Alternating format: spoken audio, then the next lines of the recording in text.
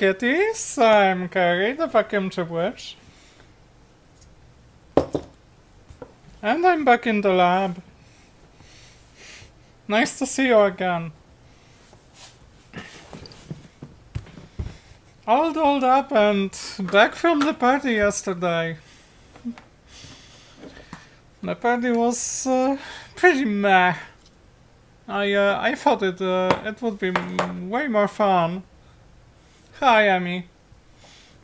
I thought the party would be a lot more fun, and that we would meet some friends of ours, but we didn't. I was pretty much tired, and I decided to go back home and visit friends' stream and have some more fun.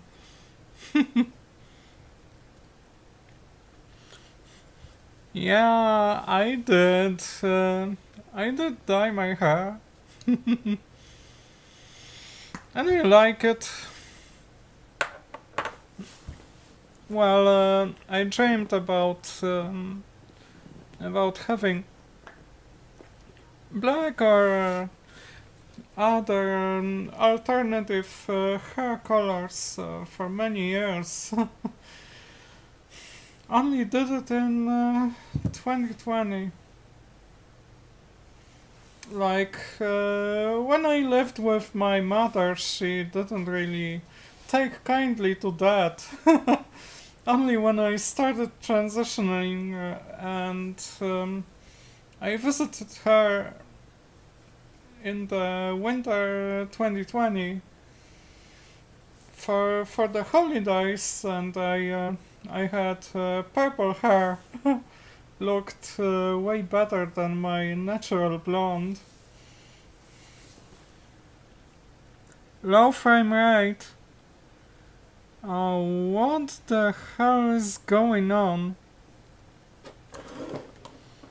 Thanks, Morris, for telling me.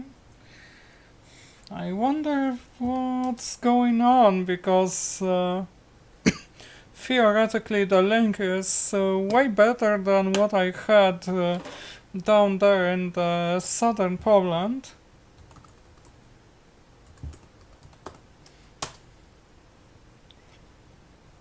Let's try checking the connection speed, but then it is not the speed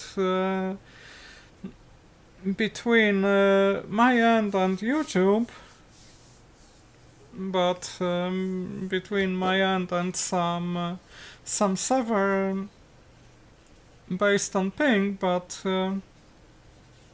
the upload speed I'm getting now is something like 37 megabits per second, which is very decent, but I guess that it's the stability of the connection that matters here.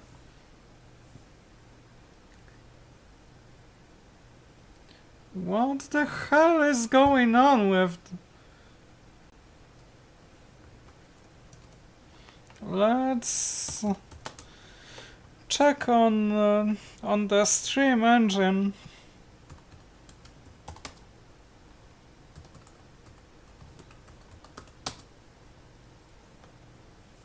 The stream engine should have even better connection, because it has a better CPU, and yeah, the download speed is 190.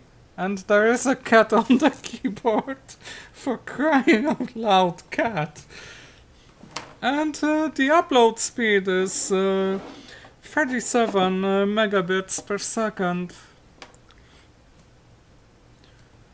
So what the hell is going on with the uplink? Oh, for crying out loud, kitty! Kitty!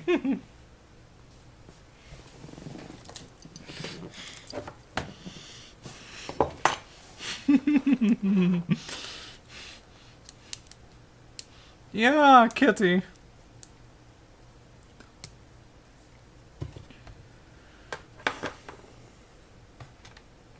Maybe I should check the parameters in OBS.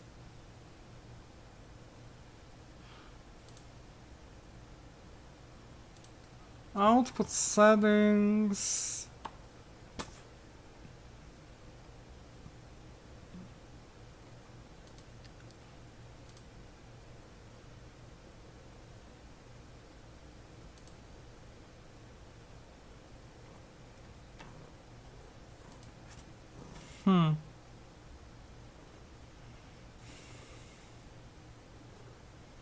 I don't really wanna tweak anything right now because there's a high risk of nuking the stream altogether.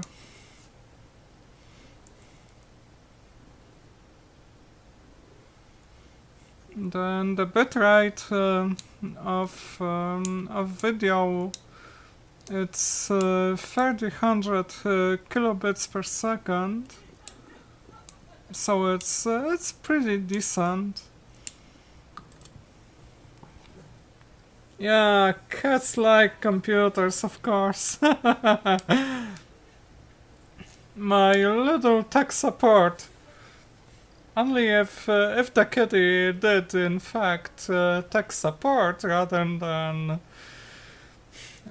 than just getting there and generating random characters on the keyboard, it would be perfectly fine.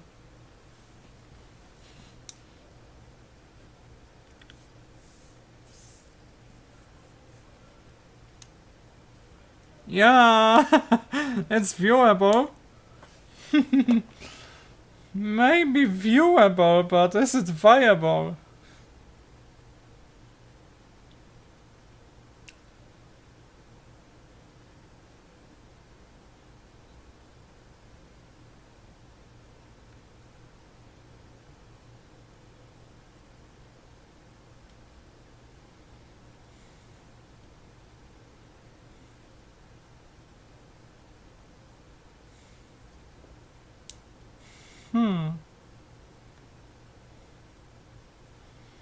I guess it's gonna be according to Murphy's laws.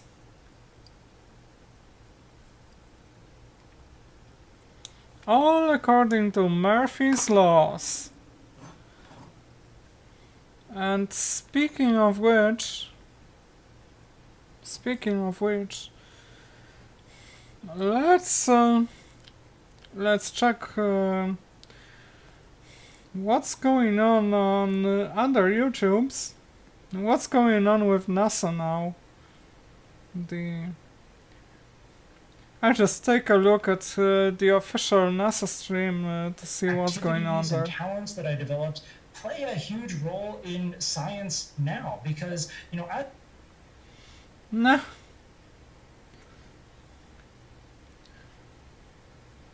Thought it would be something about Artemis, but no. Not really.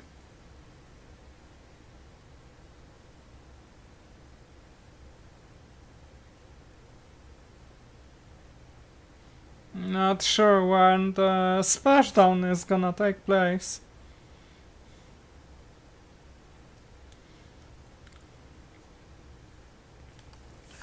Anyway, I won't be doing too much talking on this stream. I think I'd rather go to the bench and do some proper projects because I've got an amp build going on, and I also got a radio restoration going on. And sometimes it's just very difficult for me to get down to work and do that stuff. I just keep having those mental blocks that too much anxiety. Too much things, too many things going on in my head. Also, a lot of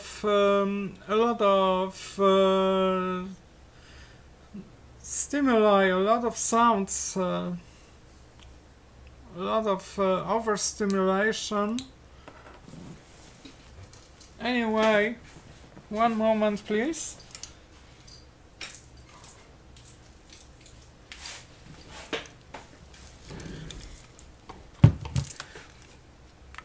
I was working on the amplifier, and when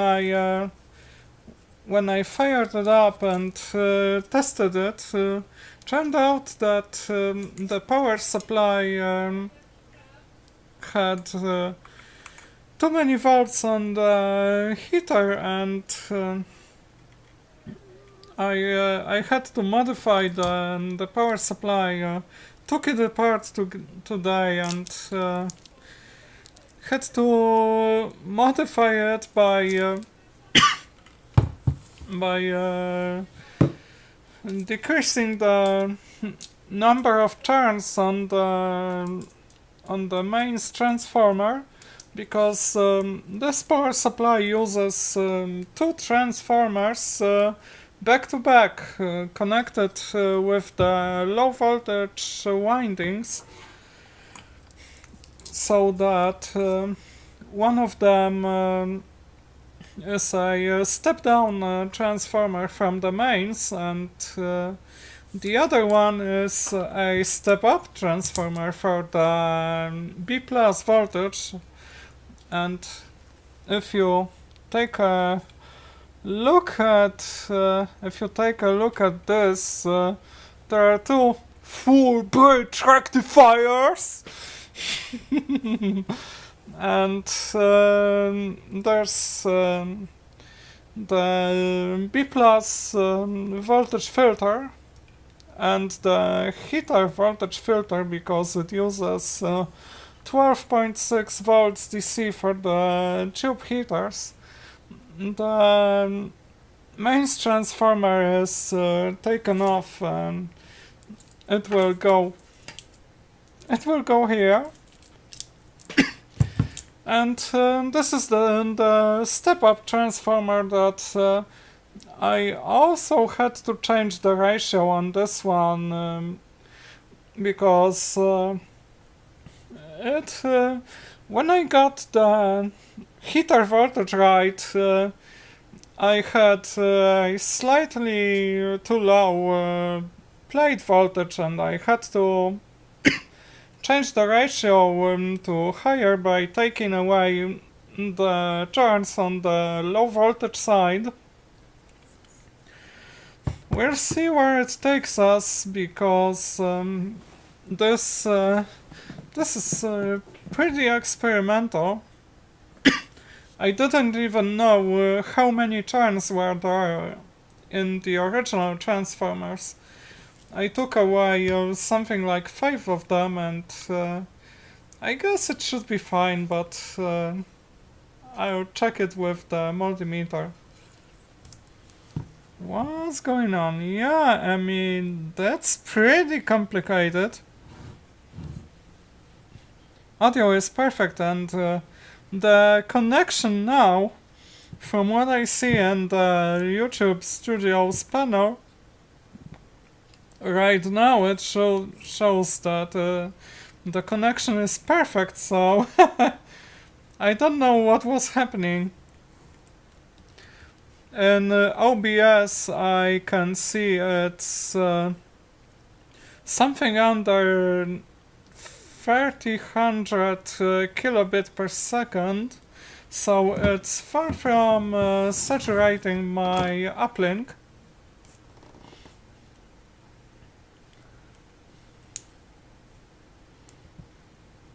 Yeah, mental block, of course, I mean, this is a pretty common thing with people on the autism spectrum, especially when faced with difficulties that give us anxiety. I have a lot of anxiety over many things with social functioning, with keeping my promises and deadlines. I have a huge problems with. I have a huge problem with keeping my deadlines,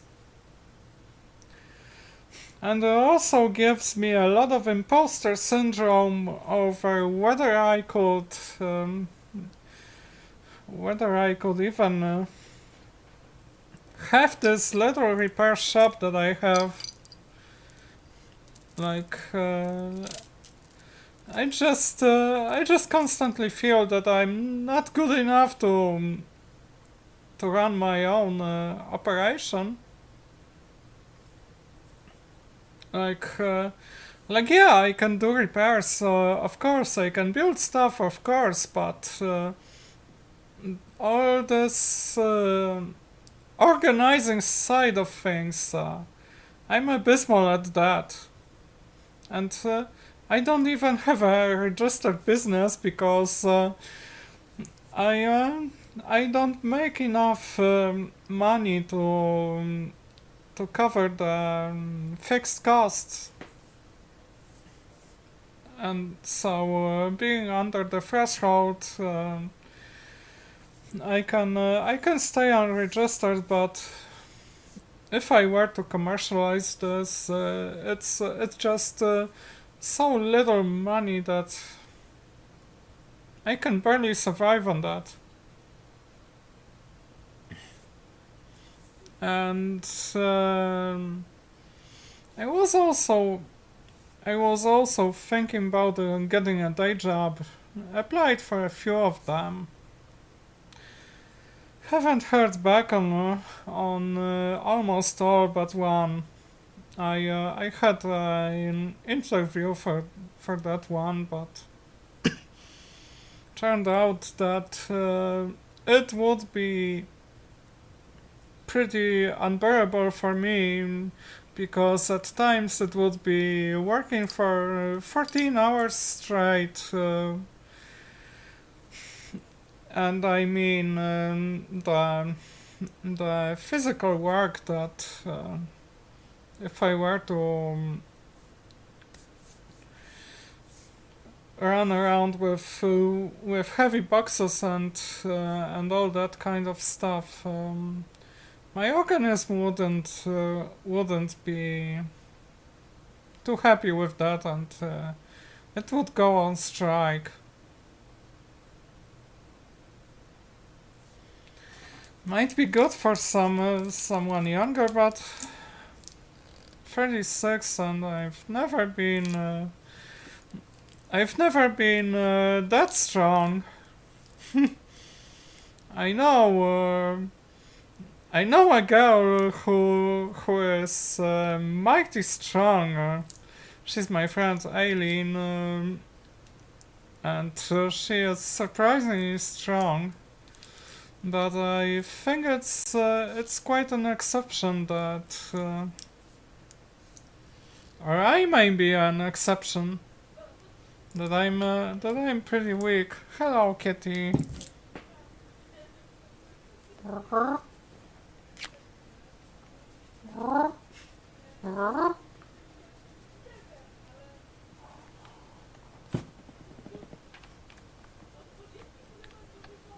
Off the keyboard, please.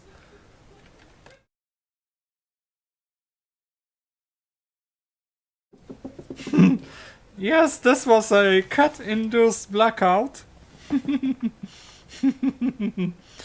Cats going on the keyboard. I really should put it back.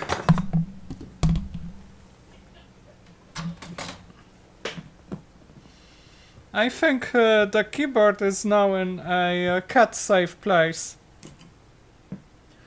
Yeah, theoretically, Maurice, 13 hours, when the working hours average to that 35 or 40 hours weekly over a month,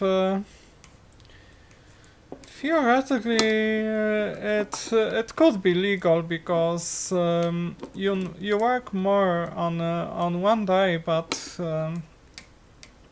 take time off in some less busy period. But I really think that from the human health point of view, this is just pushing it too hard. It's pushing it too hard, even though being on my own. Sometimes when I get into the zone, I can easily work through for hours and hours a day and, and not care about having something to eat, or even worse, having something to drink. And by the way, yeah.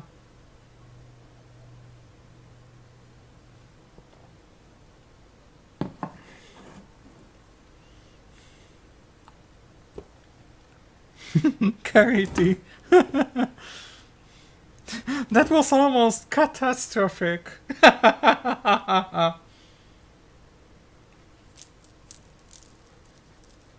Almost, but I saved the stream. It was just a scene switch, but if the kitty caused stopping the stream altogether, I would have to restart it, and it wouldn't be as easy. No, I discovered an option on YouTube's live stream panel that I've got two options, automatic start and automatic stop. And the automatic start starts the live stream as soon as YouTube detects the signal coming from the streaming software like OBS, and automatic stop detects the signal stopping being sent. So in order to avoid the pitfall that I had on my second one, I guess, or the third one, when I forgot to start the stream on YouTube side, I enabled the automatic start, but I didn't enable the automatic stop, because if I stop on the OBS side by accident, it will still keep the stream, and I can restart it when I figure out that I did that mistake. Otherwise, it would be closed for good.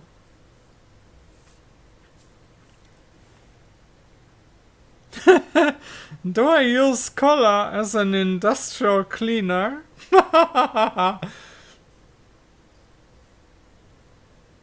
No, I just use cola as a rust remover. Orthophosphoric acid. H3PO4.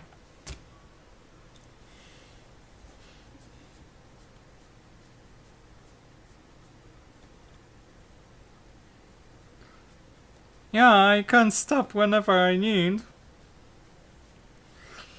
And when I need to take a break, I just change the scene in OBS and the stream keeps going, but I have please stand by through that time.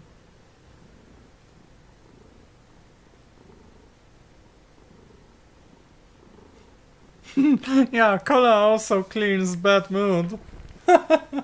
Of course. Kinda. By the way, one hack of mine. If you dilute Coca-Cola with water in if you mix equal amounts of water and Coca-Cola, it's still pretty tasty, but not overwhelming, and you have twice as much.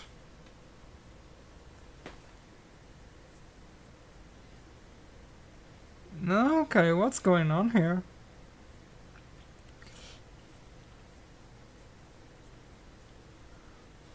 Like right now we've got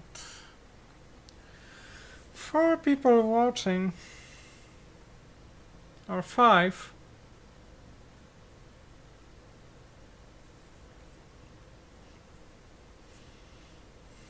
Very... It's very calm and almost nothing happening here. Almost nothing, but...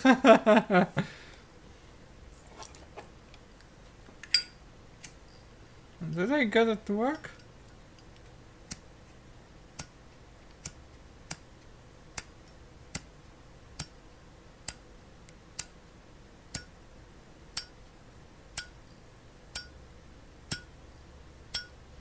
I bet I need more fuel for that one.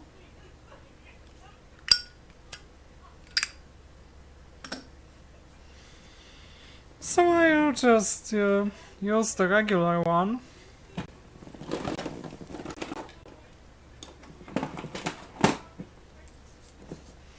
And the time is coming.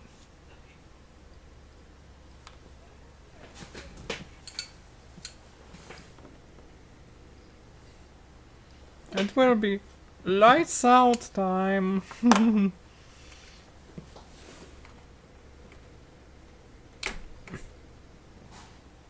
Yeah, this lighting is gonna be okay for that moment.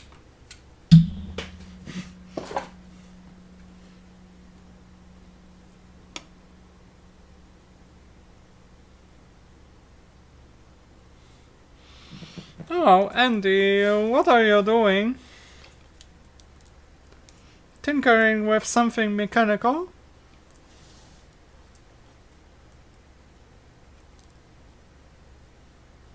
Yeah, see you, Emmy.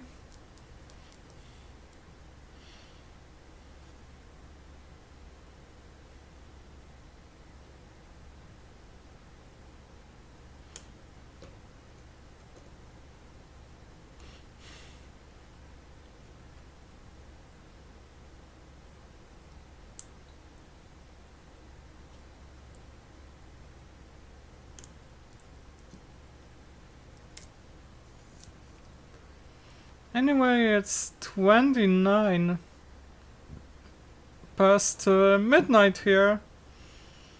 23 hours, 29 UTC. And it's time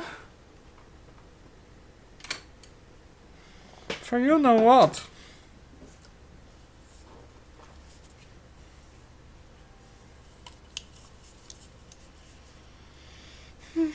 Waiting for that moment.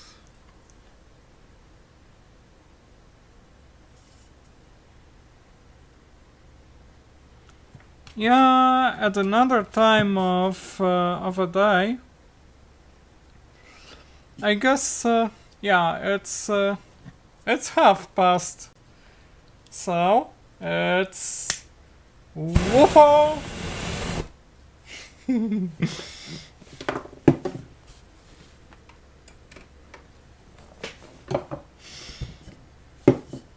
Yeah, I was thinking about doing those streams in some more European friendly hours, because right now the time that I chose to stream, it's pretty much the same as Fran streams, and pretty much the same as Dave Jones, EV blog, also had his streams back in the day when he did them. But yes, especially for my streams that can run up in a few hours, it's pretty long, and here in Europe, being that this is the night from Sunday to Monday, when people need to go to work in the morning, it might not be as practical as if I did those streams on Saturdays or Fridays. I wonder if moving the day or the hour would help anyhow. Like if I moved the hour to something earlier, like 4 p.m., it would be 8 hours earlier, and that would mean it would be pretty much in the morning in the eastern states, and it would be still the night in the western states. Yeah, time zone shenanigans. And by the way, I'm gathering materials for my MTZ VFDCLK project, the multi-time zone vacuum fluorescent displayed clock. I ordered a bunch of driver ICs for the vacuum fluorescent display. Gonna test them. Those ICs can control the positive side, the grids and the plates. They have the logic level inputs and high side outputs.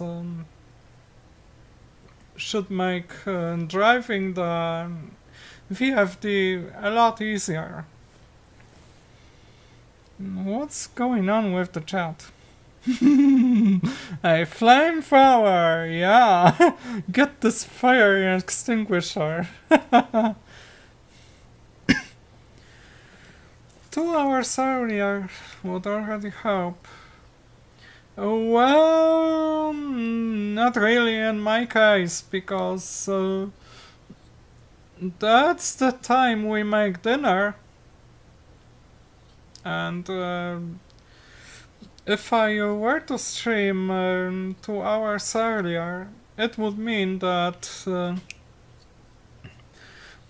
we would have to wait some more for the dinner. I don't want that. The woofer fixed the frame rate. Heated the YouTube end up. So I guess that YouTube needs a lot of fire. Burn the thing down. Burn the place down with the lemons.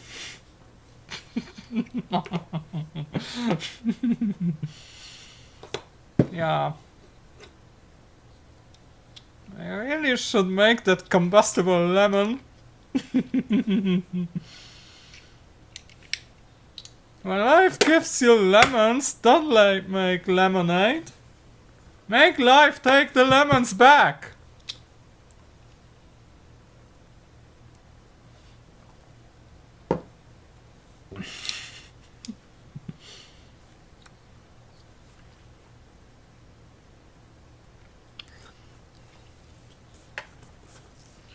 And by the way, speaking of life giving you lemons,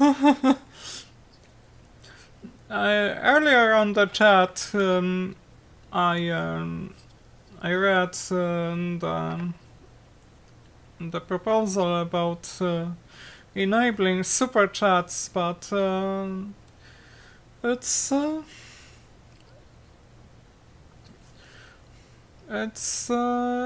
of the question in my case, because my channel is tiny and it's not even eligible for monetization, and I would have to have that, and it can happen only if I reach the 1,000 subscribers threshold, and something like 4,000 hours of viewing. So I can only dream. Like this. It's like 240 subscribers now, after almost a year of running my channel, of running the channel, of making the videos, of getting the equipment to do it all. Like in the beginning, I just used the Tauri communication device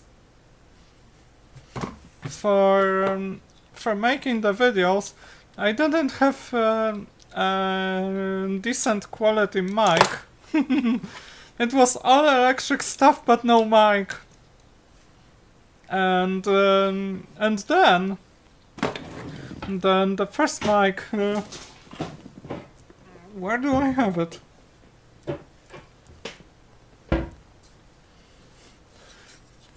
It's this little piece of crap. The first mic that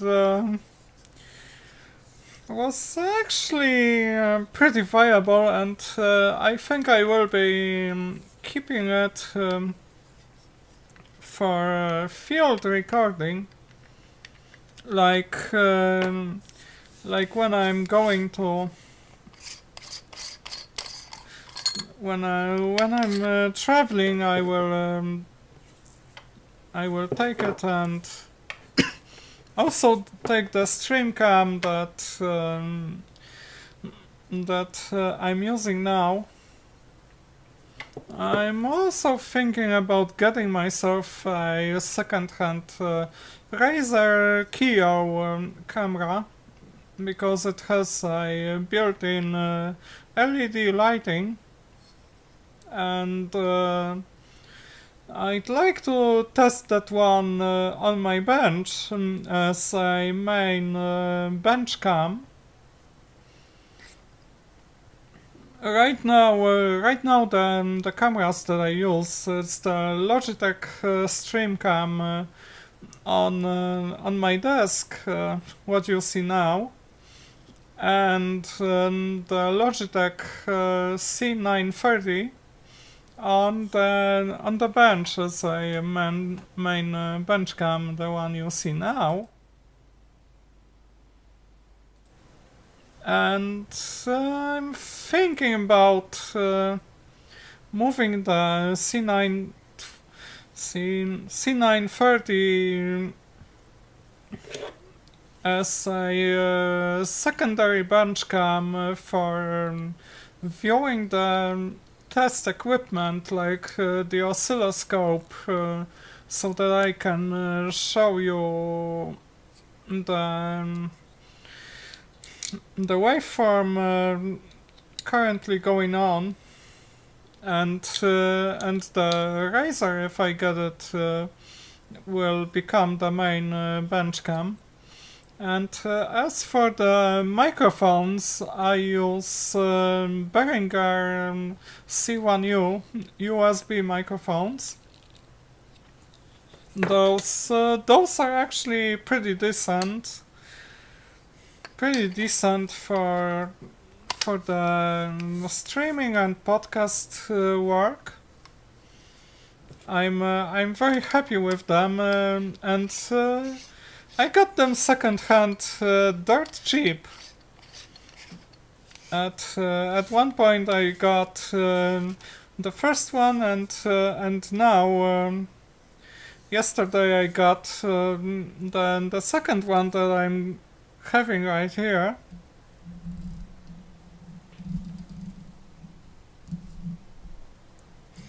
The one that I unboxed on the short.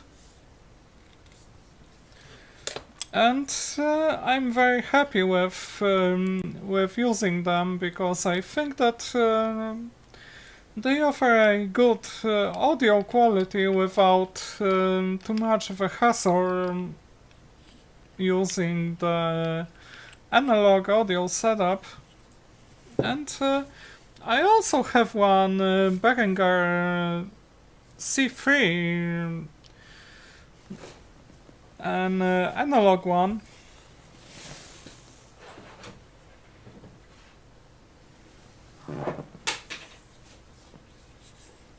The real deal stuff. XLR.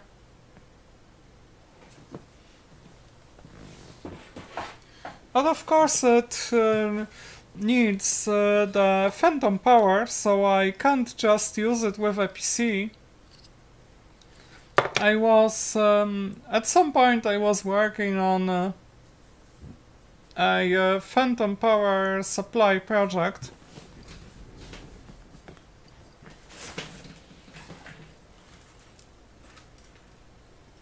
Where do I have that one?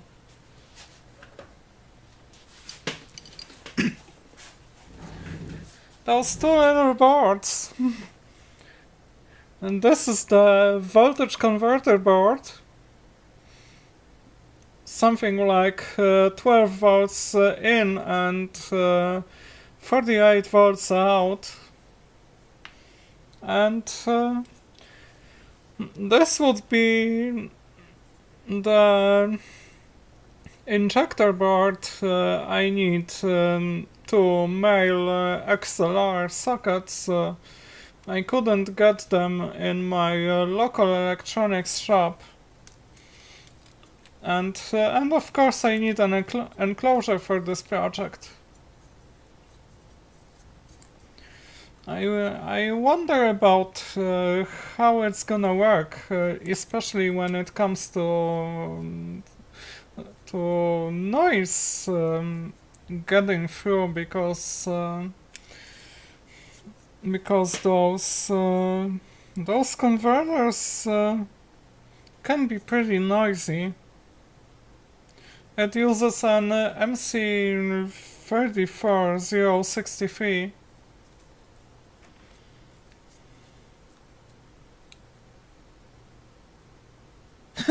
10-hour version of the intro for the watch time.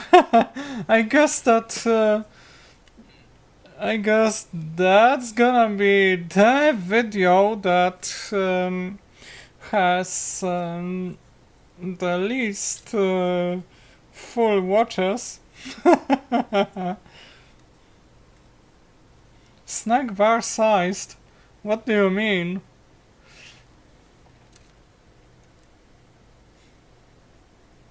Like, it's something like 3 by 9 centimeters.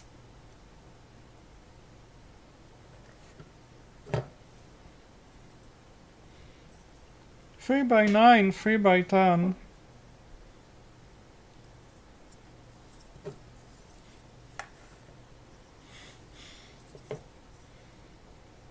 And yeah, I think that I might still do this project, even though that C3 analog mic I'm having it plugged into my analog mixer that I worked pretty hard on modifying, and it works pretty nicely now. But I'd rather use it for analog recording. Either way. Still discombobulated. Although I replaced all the boards now. Gotta put it together and calibrate the thing. Ah, a candy bar. Okay, I was thinking about a bar that you go to.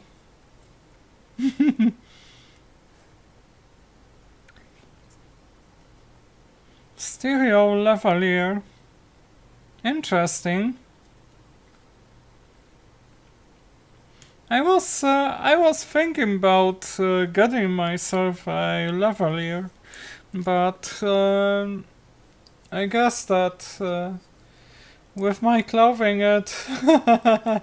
with my clothing and jewelry, it would collide a little bit, and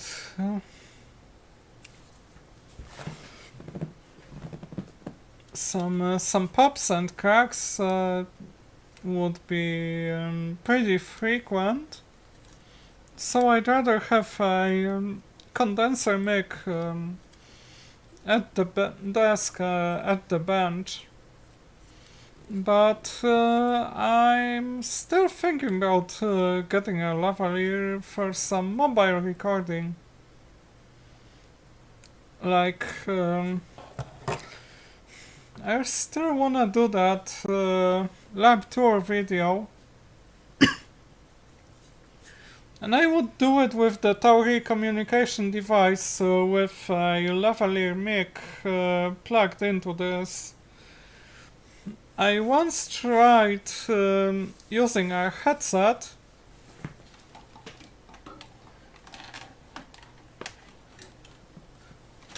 No, it was probably this one. But then when I checked the video that I just recorded, I had a lot of bad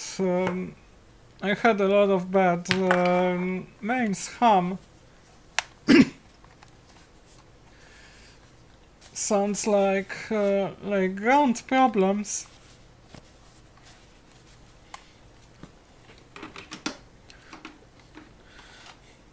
And speaking of which, I hate those.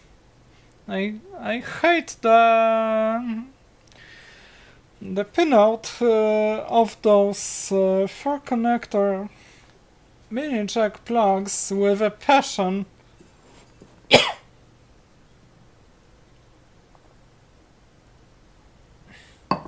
You know why? It's because the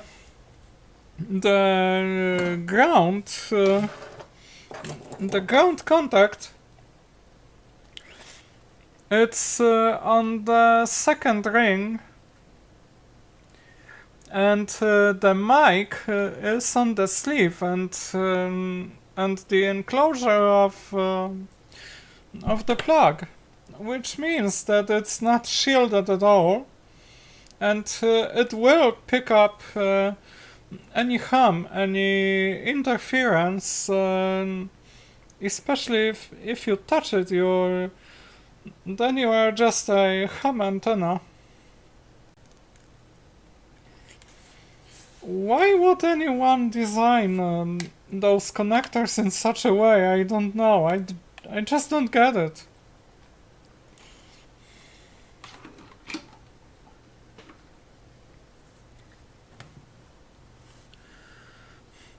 Oh, it would short if I plugged in a typical tip ring and sleeve 3.5 mm jack connector, like the headphone only. But if I connected a tip plus double ring plus sleeve connector with the mic,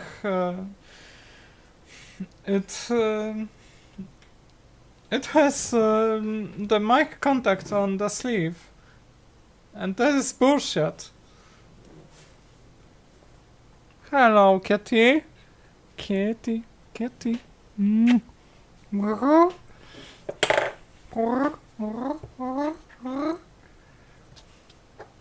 Sweet little kitty.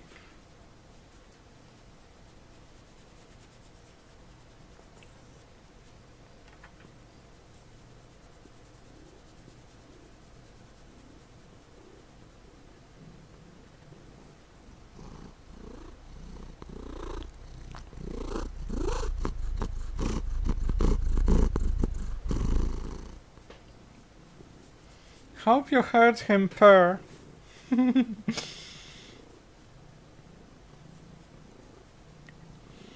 Yeah, mobile phones have loads to answer for. Historic? I think it's too short-lived to be really historic.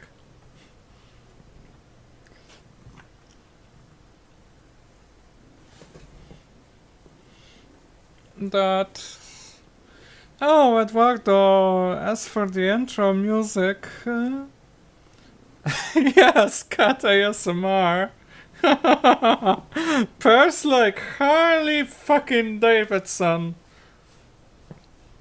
Purrs like a motorcycle. Who needs a motorcycle when you have a cat?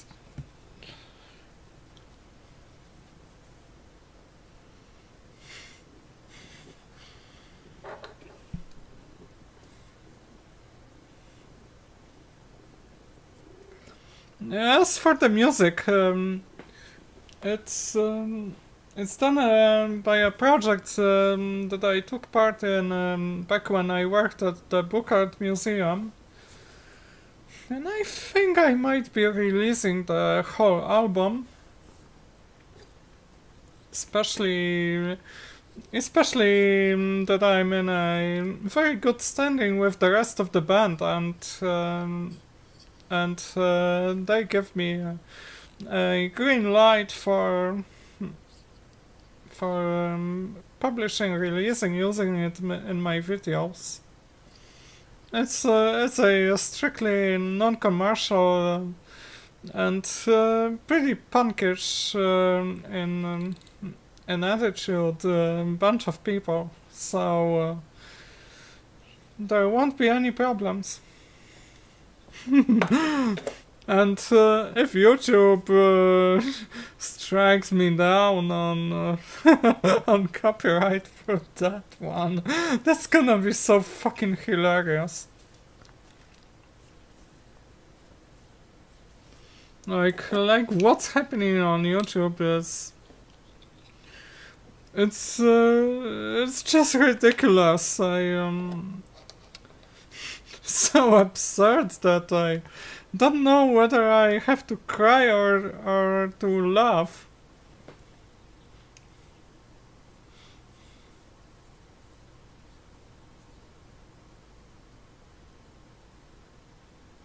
Yeah, mobile phones abused the connectors. And as for Bluetooth, I wonder if there are Bluetooth interfaces that are fully bidirectional.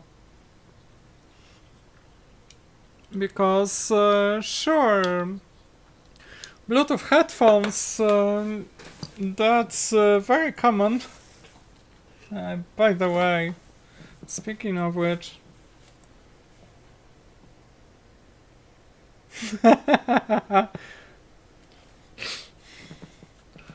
Those were headphones.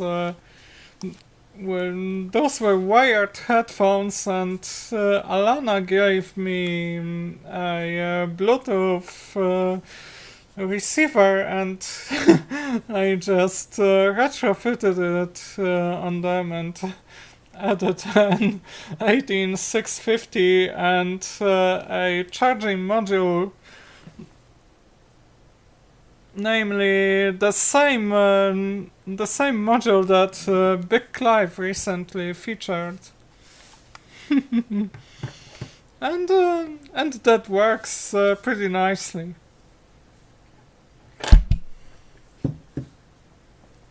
Like, what do I do if I can't afford buying headphones? I just hack my own. Use the junk laying around and make something useful.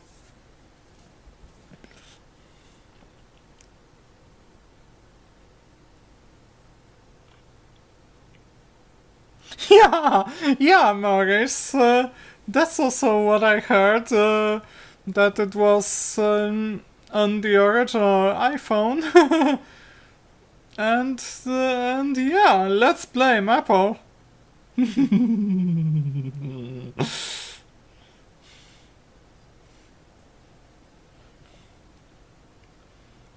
Turn them into cat ears.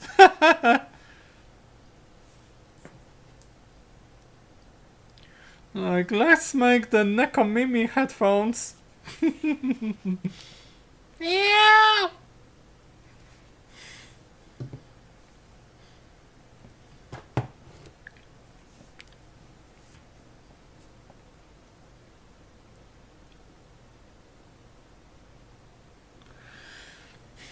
Yeah, Maris, I guess so. That I wonder if there were Bluetooth headsets, full headsets with the microphone.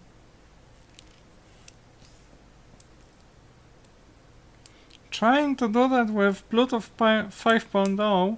Interesting. Yeah, I guess that now the Bluetooth sound device with a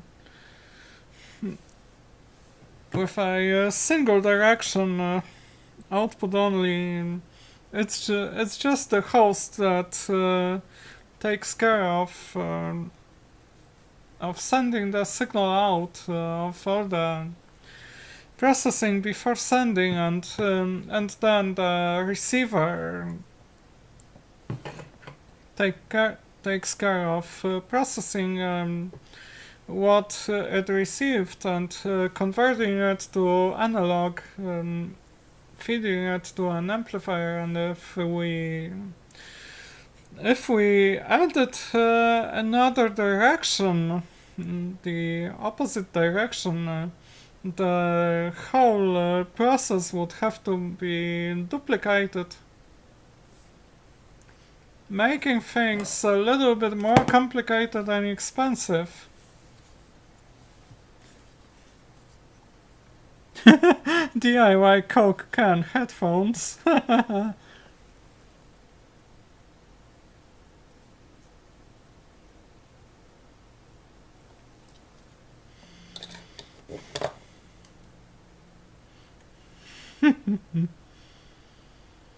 Okay, it's 1 a.m. now, which means it's time to go to the bench.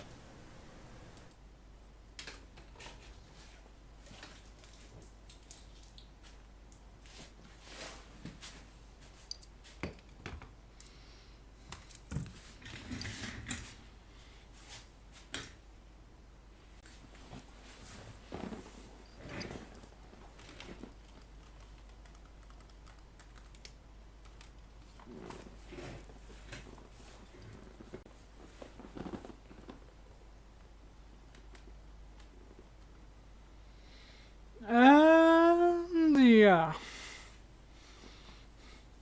And this is the enclosure for the power supply of that amplifier. And an old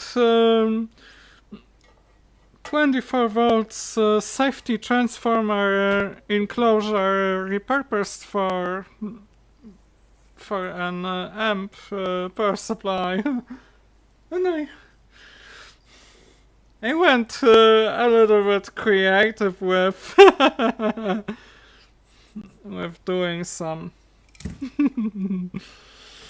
scribbling on the metal inside.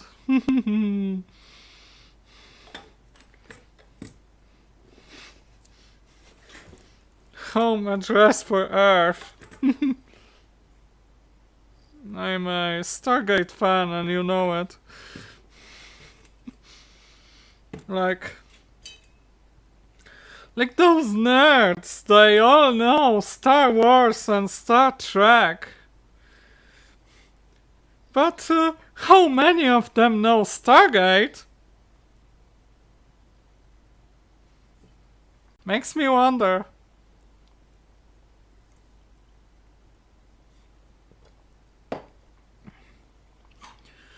And it makes me wonder. Oh yeah, flux capacitor! One moment, please. Did I reference the flux capacitor somewhere here? No, not in this one. But yeah, I absolutely love Back to the Future. And that scene in Doc Brown's lab when Marty McFly plugs in his guitar and pulls the strings on an amplifier and it it spits the speaker out. Loved that one.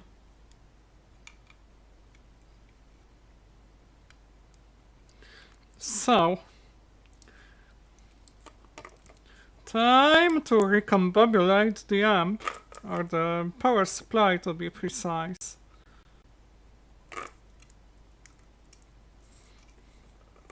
Those wires go through this grommet.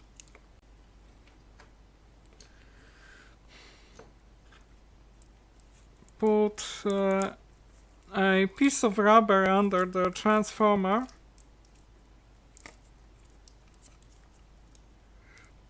We'll see where it takes us.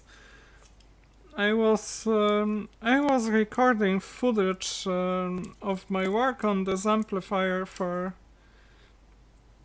a few times. It's still in the editing hell.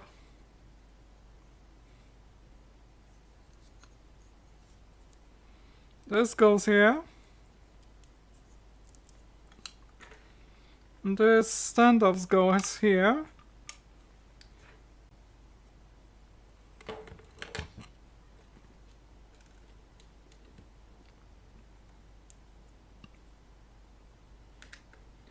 And then there's the bolt.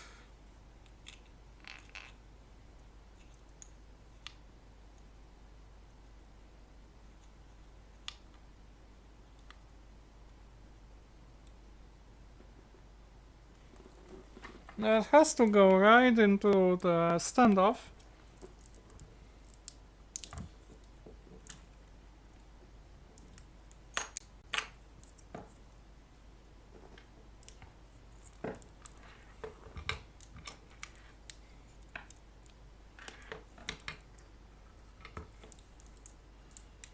Makes things a wee bit tricky. But I've done it once, so I can do it again.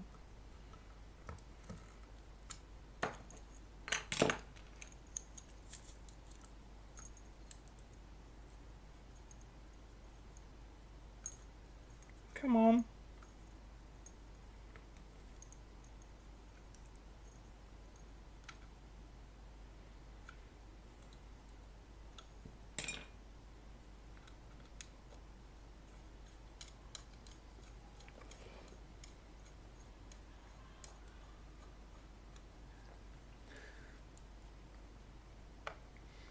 memories the original Stargate movie. I have it on DVD. And I watched it a few times. And then I got into Stargate SG-1 and liked it a lot, especially the initial seasons fighting the Goa'uld, and then taking the fights to the Ori and to the replicators. Oh, holy bloody hell! We got ourselves a situation here. Okay, this is an emergency.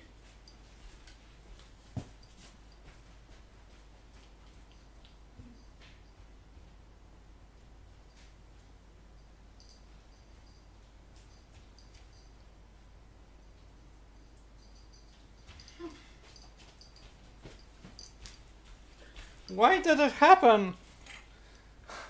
Like, what happened here? It was a meter falling off the pile of my test equipment. This fell down, and it fell right on the beaker with my coffee.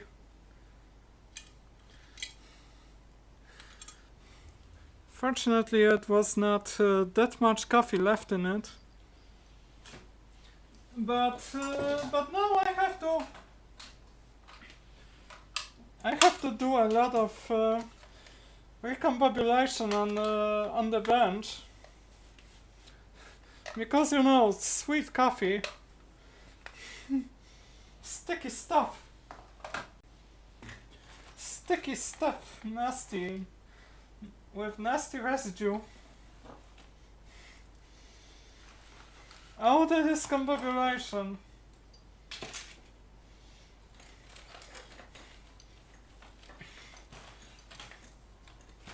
Strange things happen here.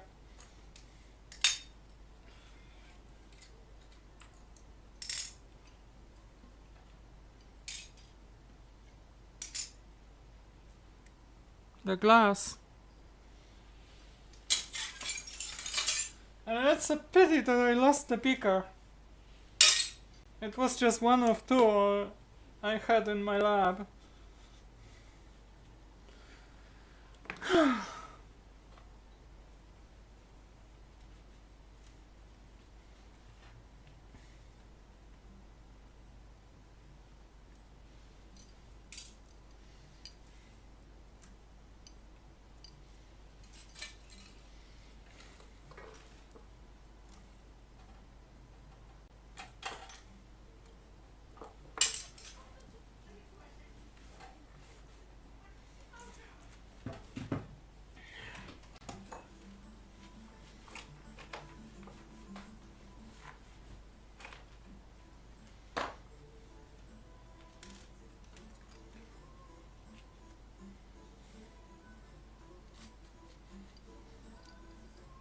No, it was not the cat that did it.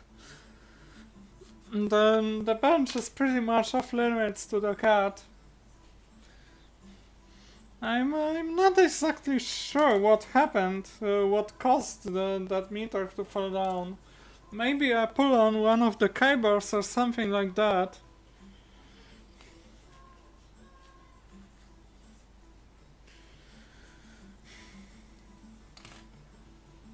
Strange disasters.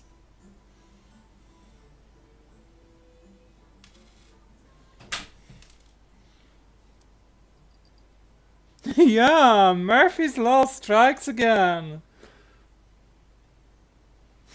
Have first aid ready just in case. Well, stuff doesn't happen to me personally. Stuff happens to things.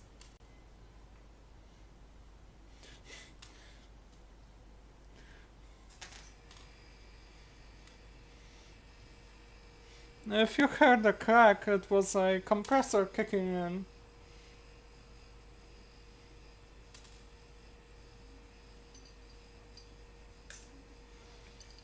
Gotta work on the EMI for that one.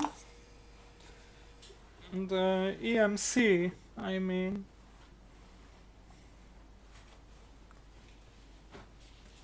Now the floor.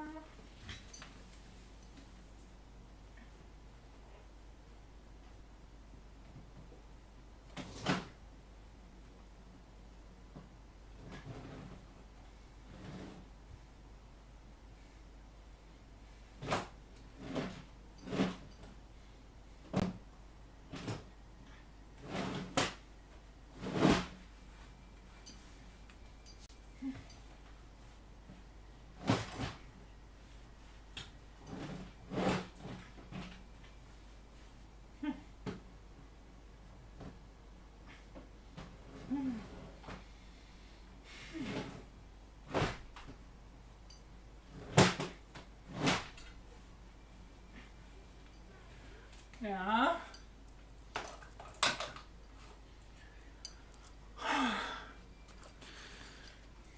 Okay, got the paper towels just in case.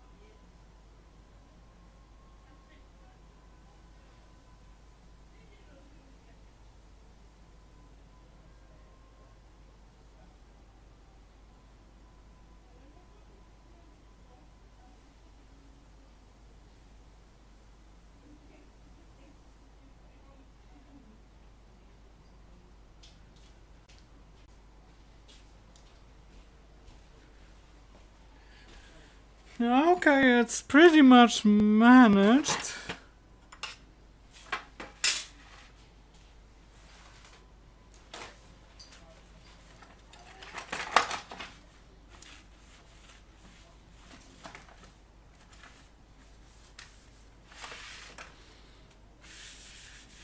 Pretty much.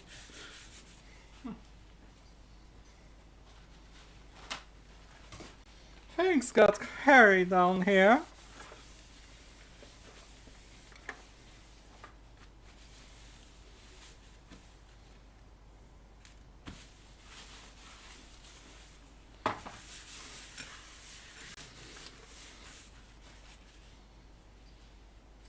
Oh.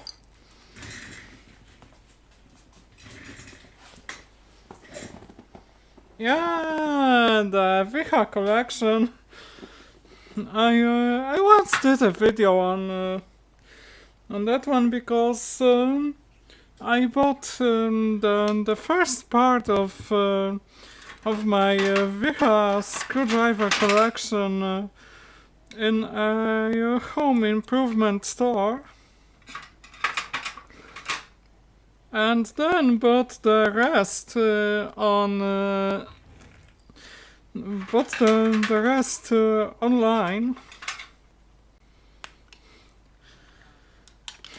Those 5 would be the original screwdrivers I had. It's it's slotted 0.4 by 2.5 millimeters. The other one is 0.6 by 2.5. One by 4.5, and then positive 1 and 2, and then I thought that this collection doesn't really fit my needs all that much, because most of all I needed Phillips screwdrivers. I looked for a set of screwdrivers that would have what I need, and found an online offer for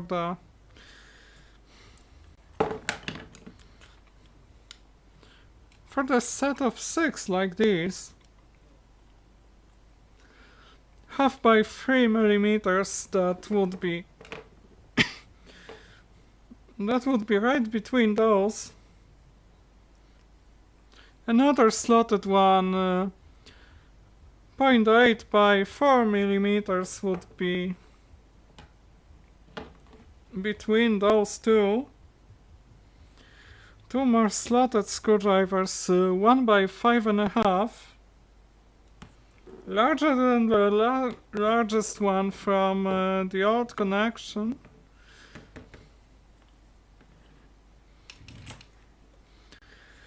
And the largest one, 1.2 by 6.5. And the Phillips PH1 and PH2. So I've got a good choice of slotted screwdrivers here, and the most popular positive and the most popular Phillips.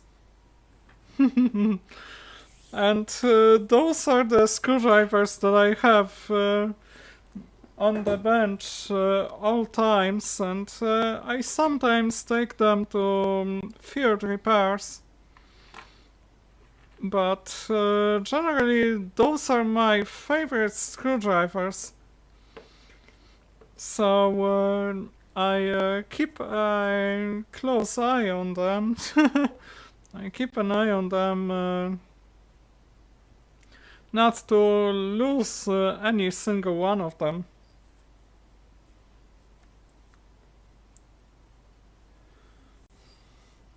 Camera issue. Oh!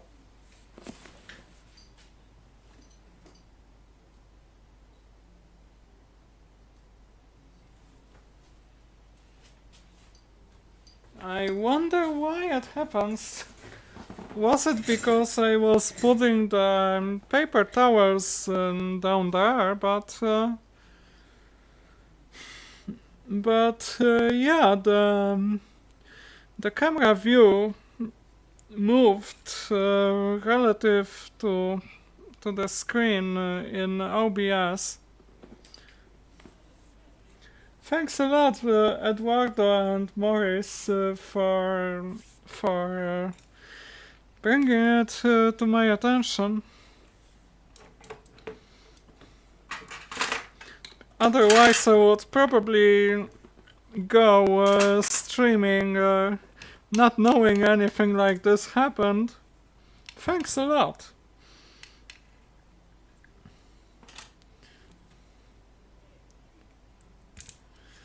And it will be time to test the power supply.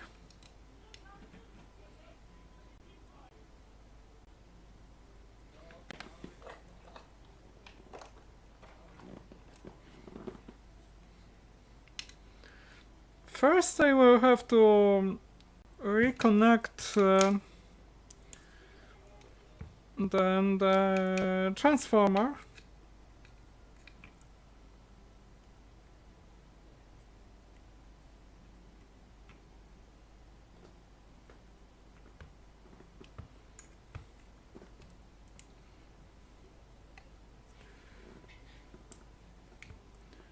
the low voltage side of the transformer.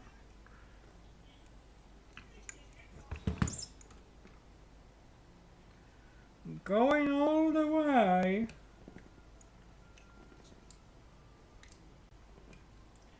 All the way. Back here. To the full bridge rectifier.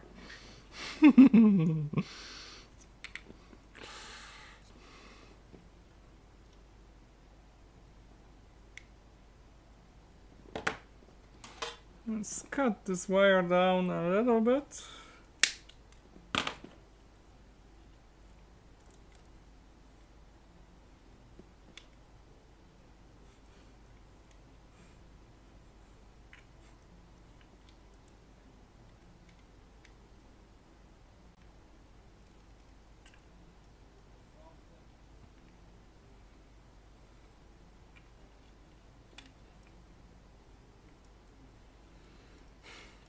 Might press it on the other side for the sake of aesthetics.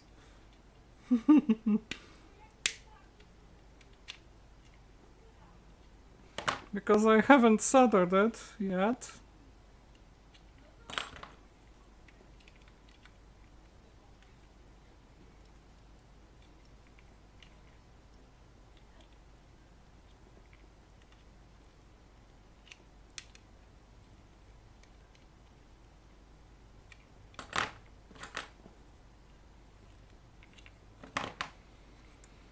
And the other connection also goes to the full bridge rectifier.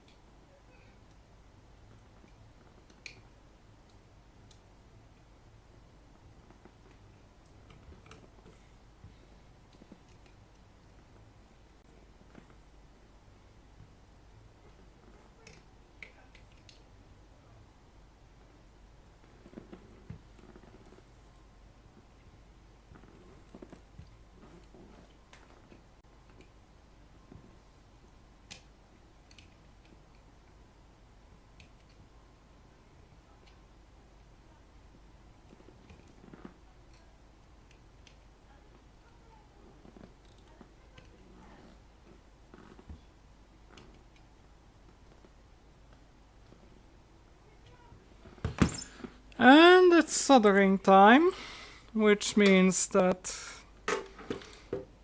the fume extractor goes here. Haunted house! Witchcraft! Well, I'm too rationalist for that. A little bit too rationalist.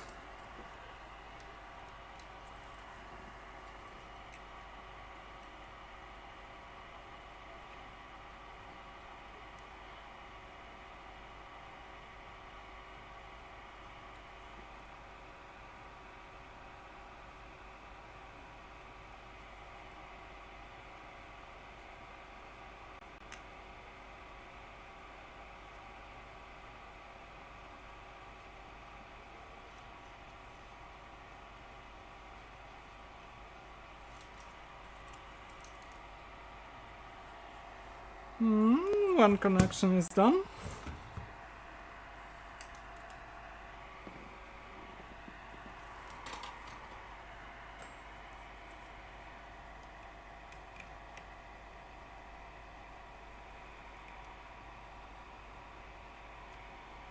Let's do another.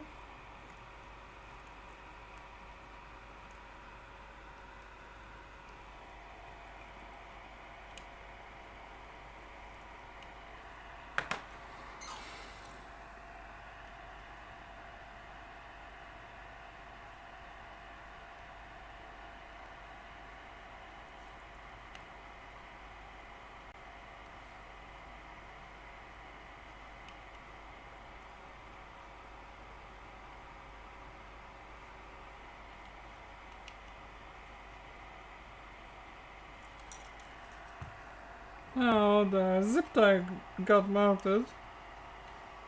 Just a teeny tiny bit.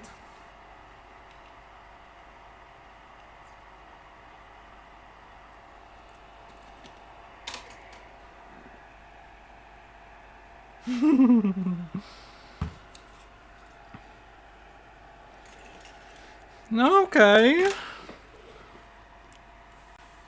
Time to grab the test cable.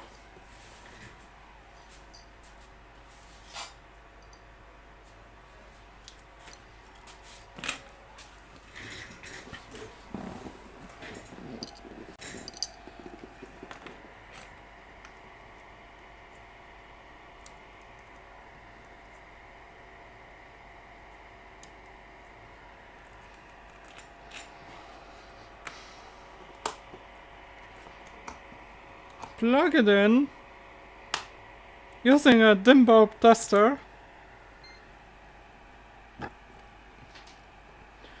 Without load, it's 14.3 volts on the heater.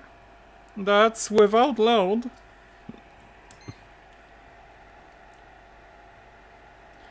286 volts on the B+.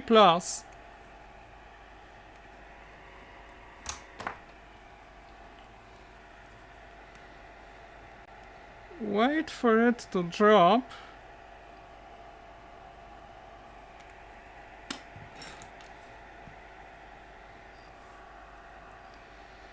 For some better visibility on the meter.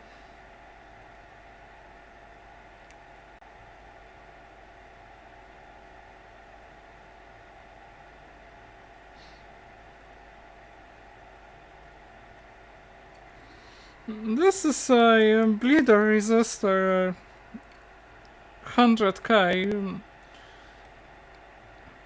so that after a few minutes from unplugging the power supply, the voltage on the capacitor drops down to safe levels.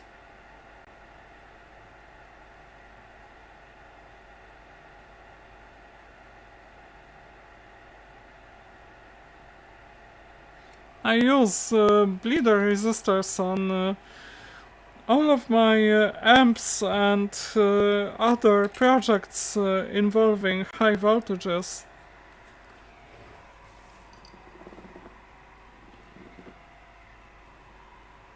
And it will now be the time to connect the amplifier.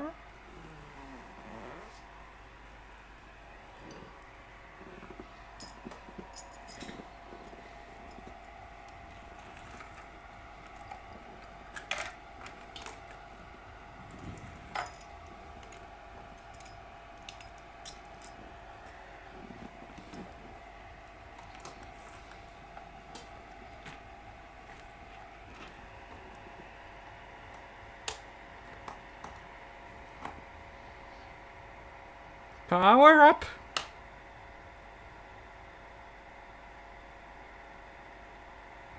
The dim bulb goes dark, and let's bypass it and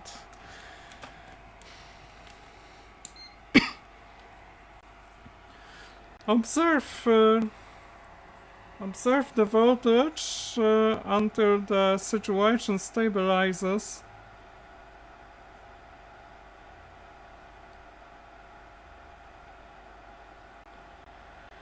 .3.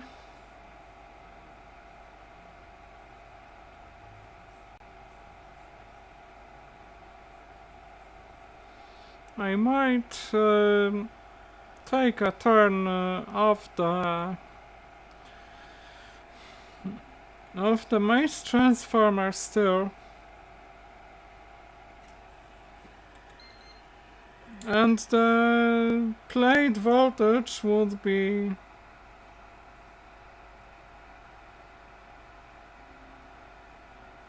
242.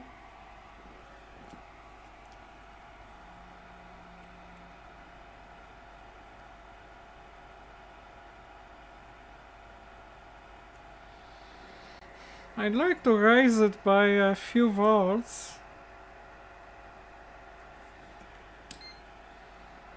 13.2, 13.3. That would be 0.9 volt above the nominal value of 12.6 volts. 0.9, and the plus minus 10% tolerance would be 1.2 volts, maybe 1.3. So it's still within spec. And while I'm at it, I will also check the AC mains voltage. Gotta be careful about it.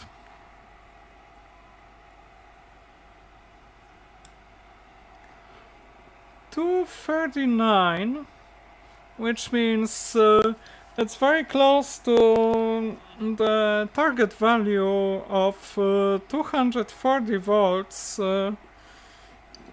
That's because of the further plans to raise the mains voltage in Europe. Because now the nominal value is 230, and if I drop the voltage down to 230, I'm gonna get the 12.6, I think. I'm too smart? Wow, Eduardo. Don't flatter me.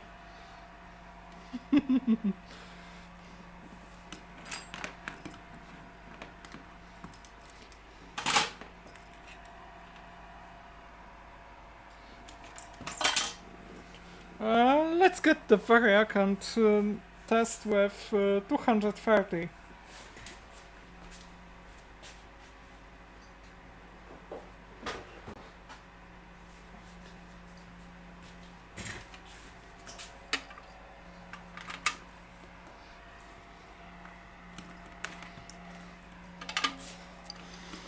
And careful not to drop this thing on my leg.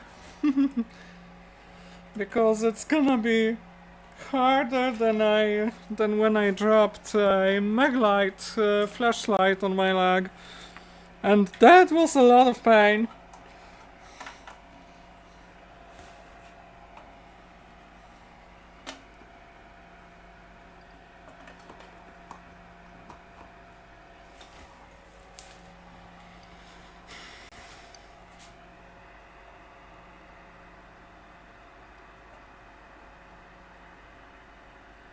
Turn on the power.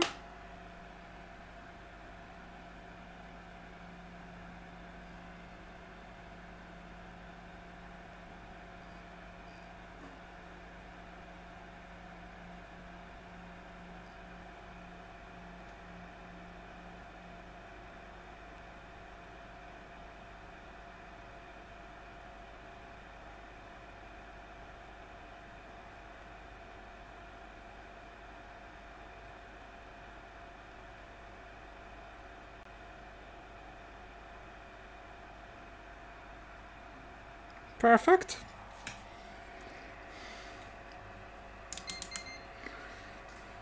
And the heater voltage at 230 volt is 12.7 volts. That's 0.1 volt above nominal. And the plate voltage is 232.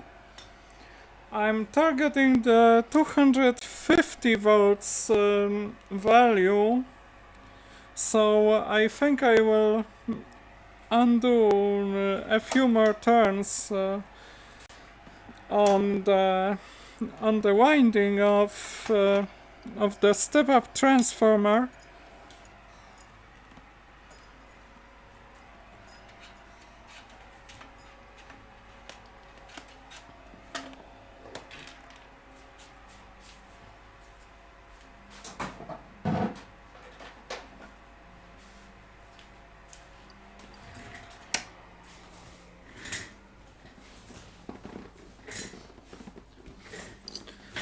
And I won't be detaching the step-up transformer in order to do that. It's just a matter of desoldering one of the wires.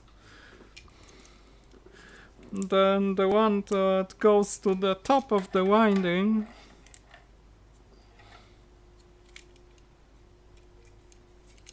It's this one.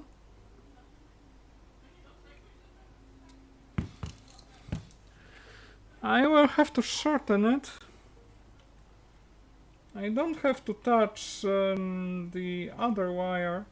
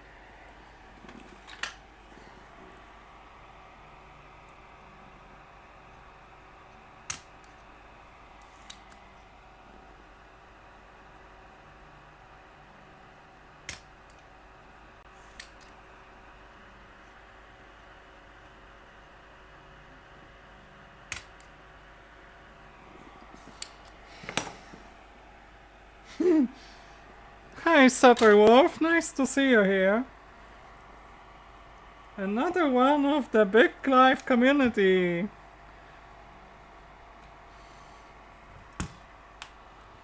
And I think I saw you on Fran's streams as well.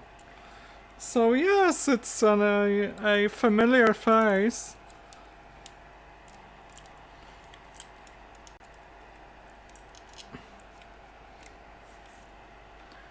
Let's undo a few more turns on the step-up transformer.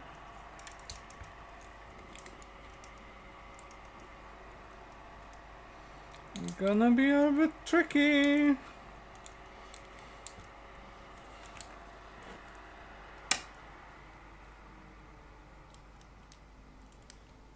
Stop making all this noise, you fume extractor! Stop making all this noise!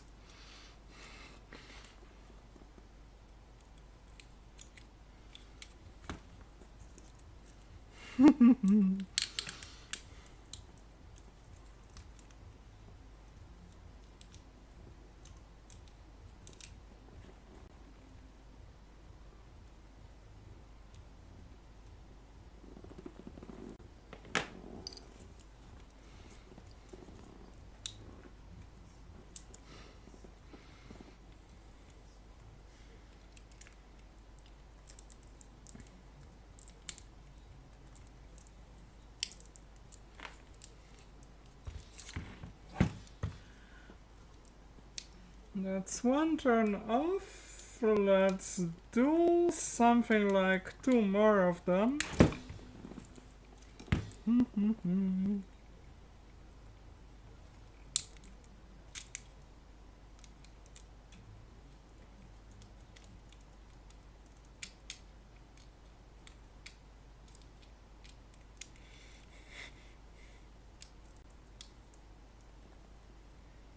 Come on, you for crying out loud.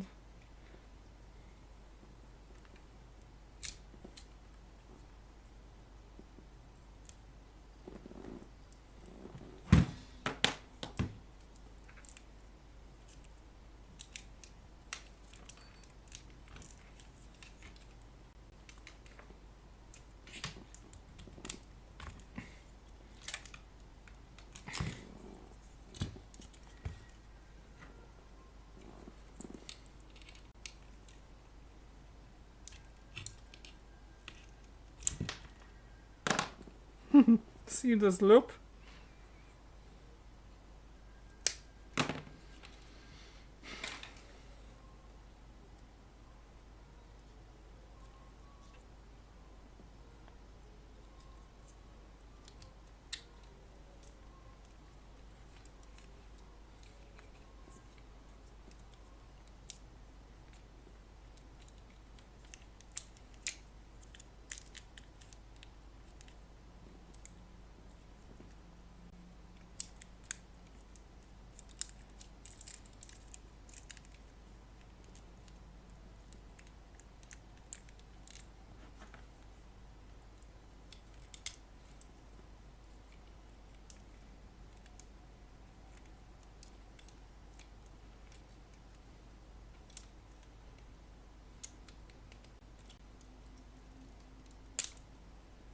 Oh, for crying out loud.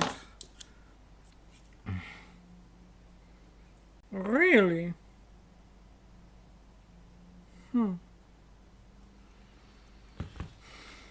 The wire got ripped off with the end sticking somewhere down there.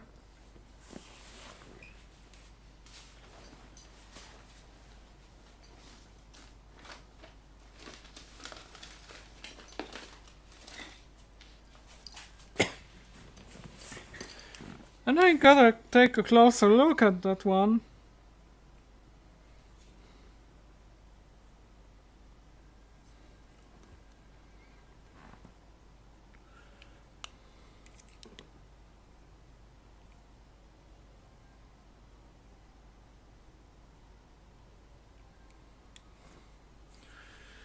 Yeah, it's almost certainly this one.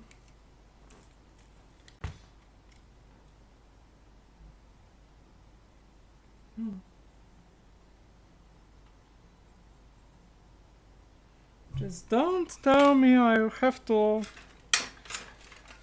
take the whole transformer apart, because I won't be too happy with this.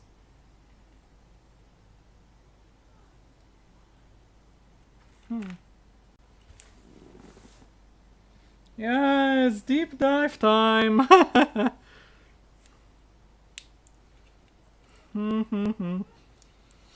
Deep dive with no scuba.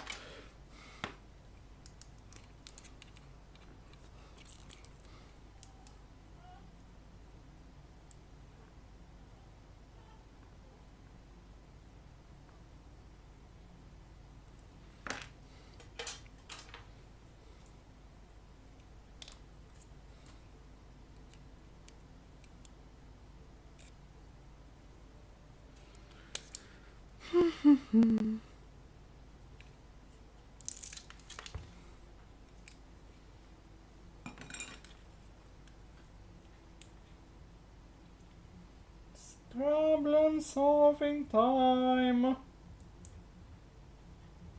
It's problem solving time.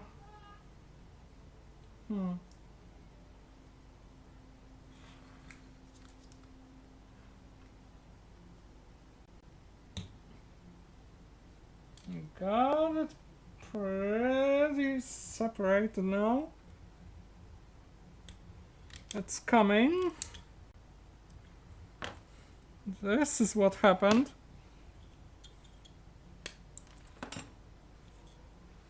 So I don't have to dive that deep.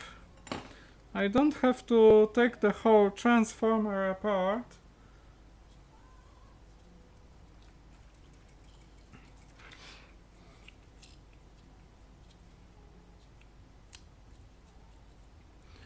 It comes off pretty nicely on the other side.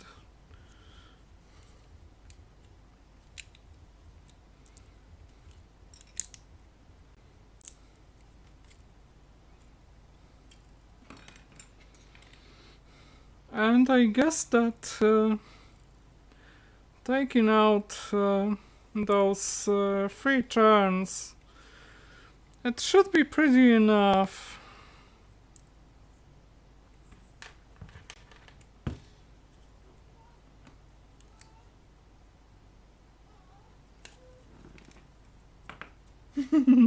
So dangerous. I've seen worse. Do you mean that my work is dangerous? I'm not doing stuff with microwave oven transformers because those things are dangerous indeed.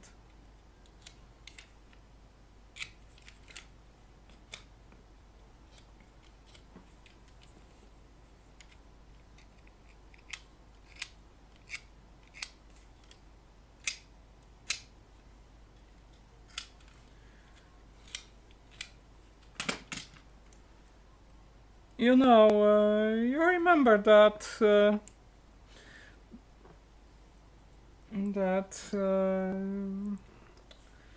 bunch of fractal burning videos on YouTube that had too much following and people who don't know squat about high voltage safety started doing stuff with microwave oven transformers.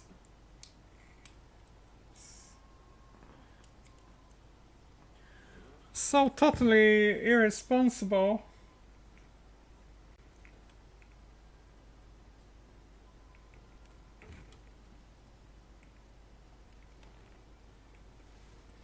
Like no matter how many disclaimers you put on your videos, there's always gonna be stupid people doing stuff uncritically.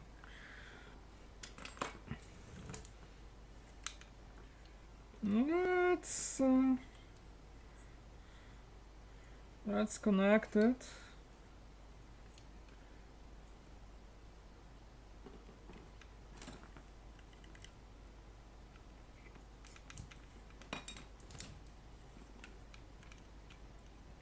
Wrap it around and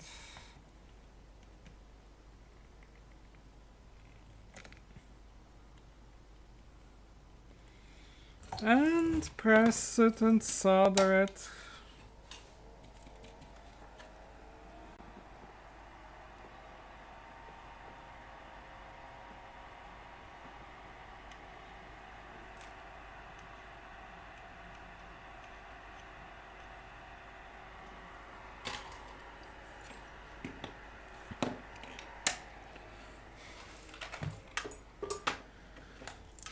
And it's testing time again.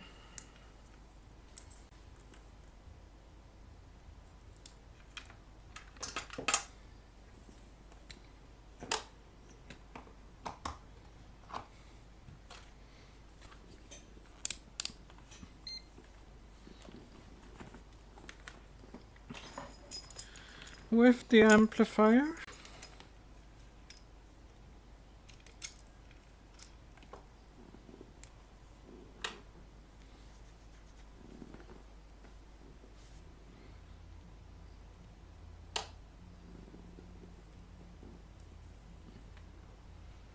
The plate voltage now is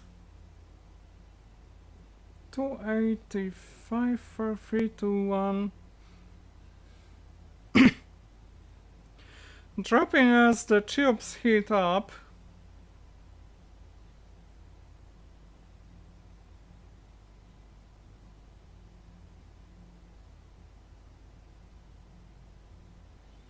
It's gonna drop to around 254, 252, something like that.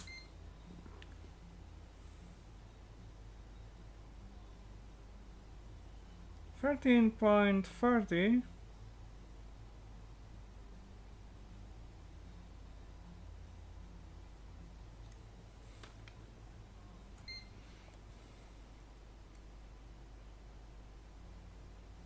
$252.8.9.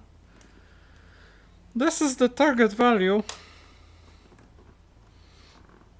I don't have to go that perfect with the plate voltage.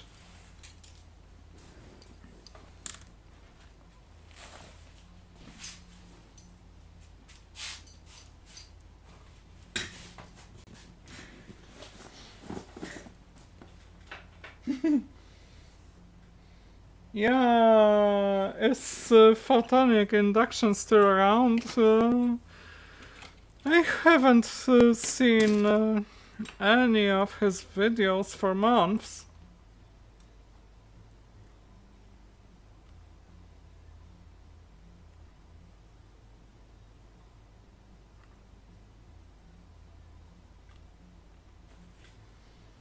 Let's see, when did he make the last of his videos?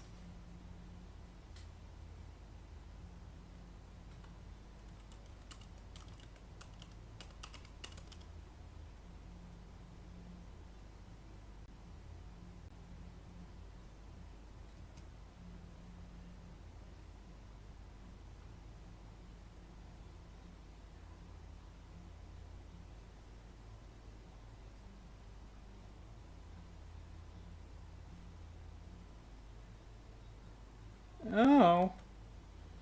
What is Elon Musk telling NASA to do? Huh. Well, let's take a look at that one.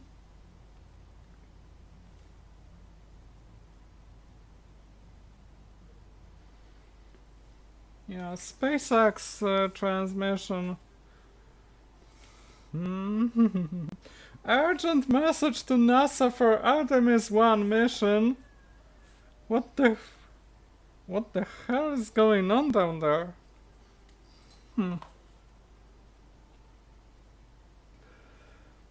And as for photonic induction, then the last video I can see is a year ago, maybe even more. The community post, nothing in the community section. What a surprise for me.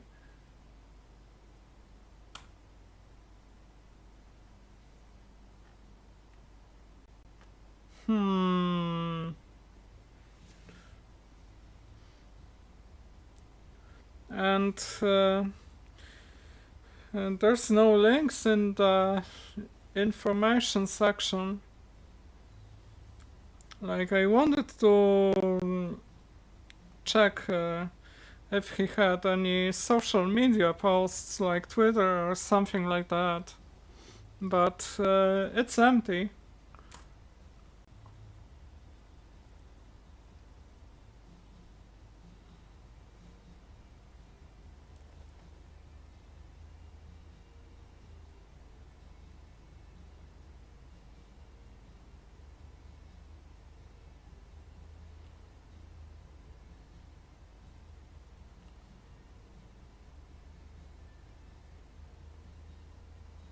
What's going on down there with NASA and Elon Musk?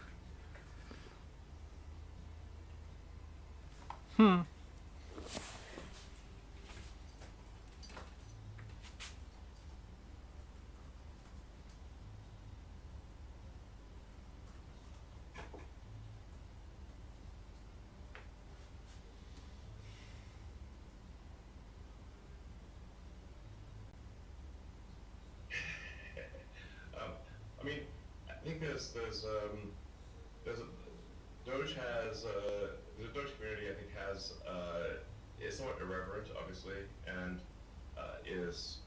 has great memes and loves dogs, and I love dogs and memes, and it doesn't take itself too seriously, and you know I think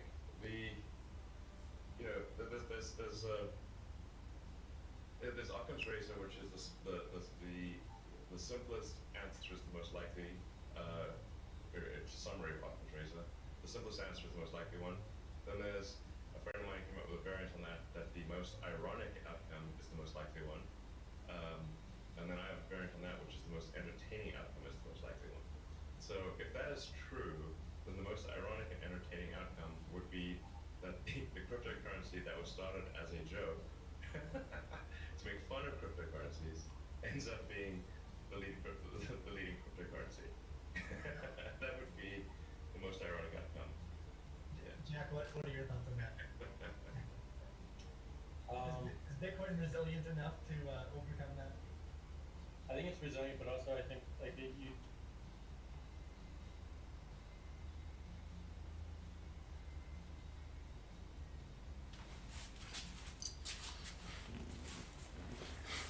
Oh, fuck me gently with a chainsaw. It's the cryptocurrency stuff with Elon Musk. I ain't got time for this bullshit.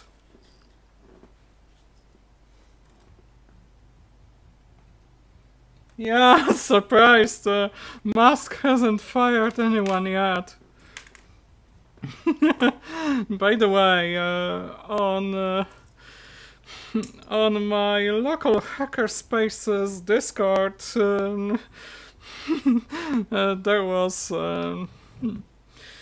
there was jokes about Musk, and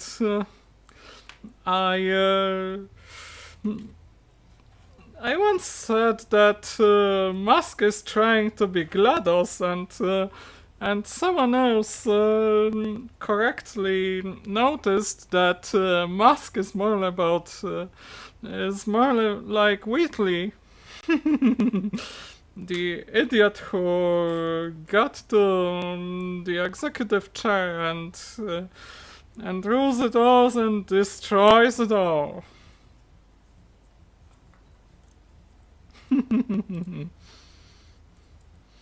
Idiots will be idiots. Always have been.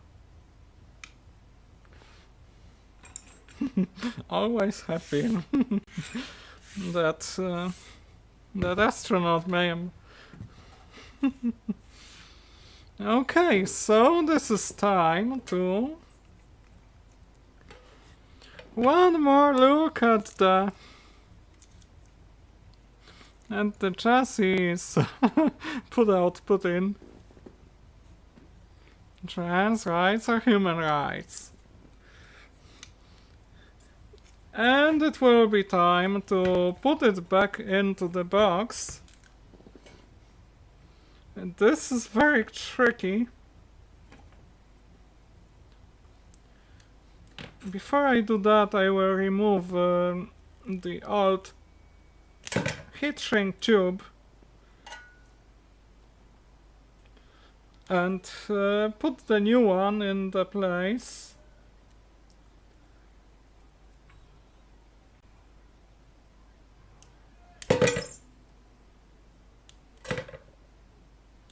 Oh, come on.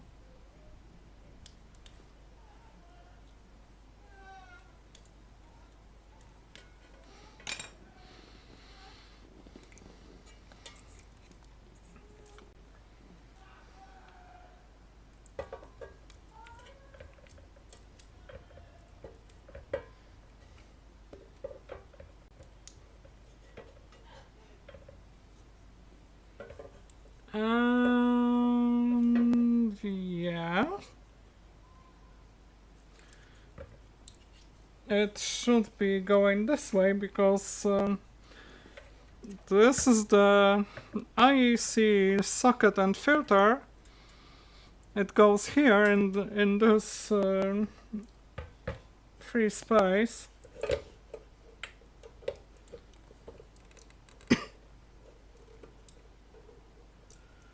And the grounding wire goes through here.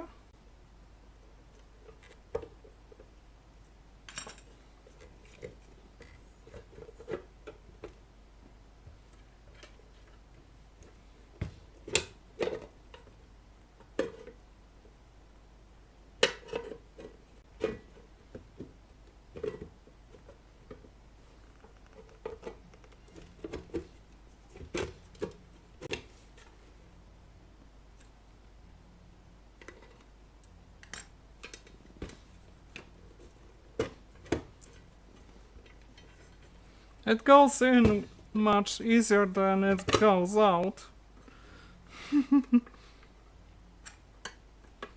If it goes too far in, I have to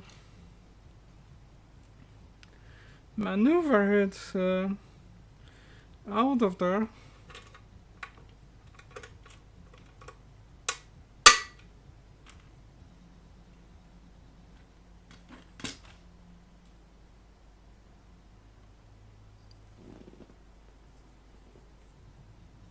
Miss Edwards J?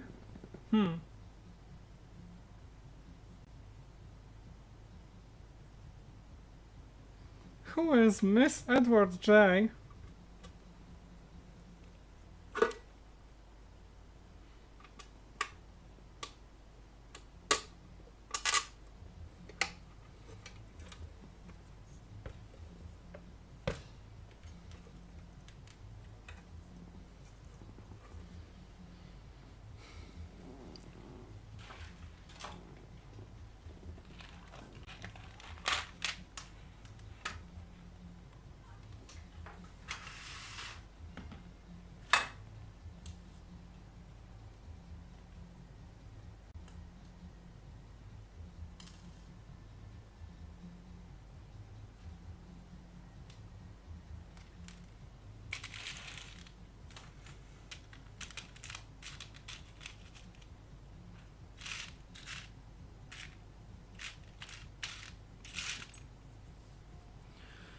And some teeny tiny tidbits.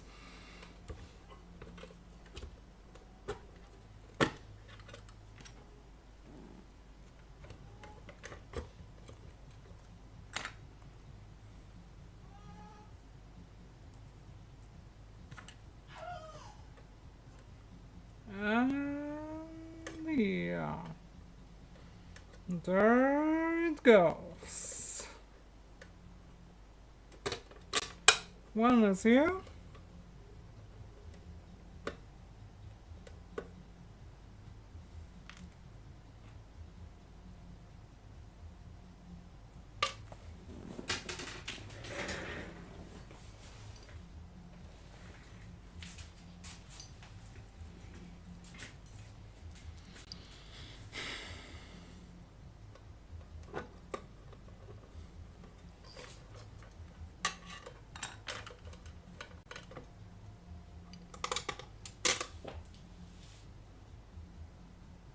Oh, Edward, I'm also sorry to hear that.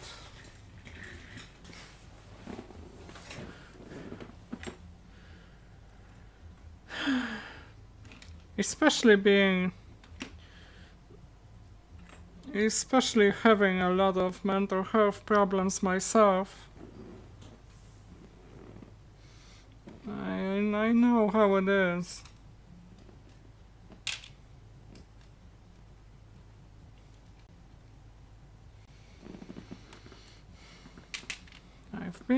I've been there and I've been close to this many times and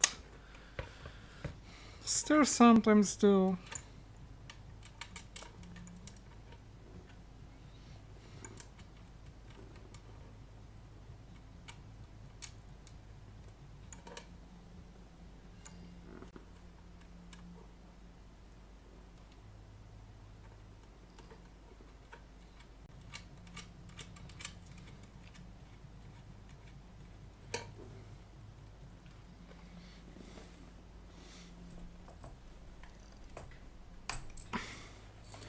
Throw more washers at the problem!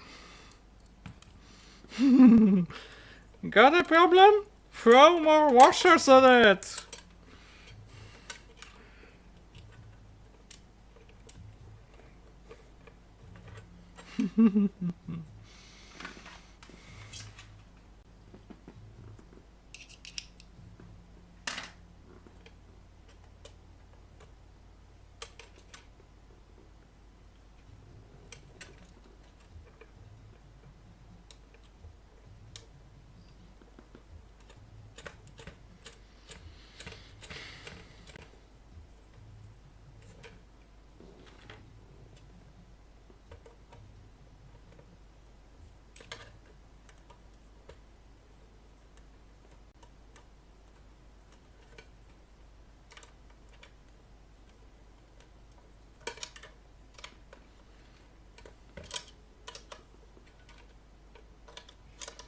And tightens those screws, those nuts.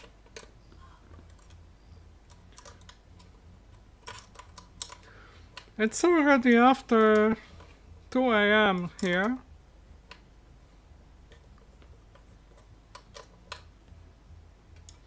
Fran would be wrapping up and I will be going.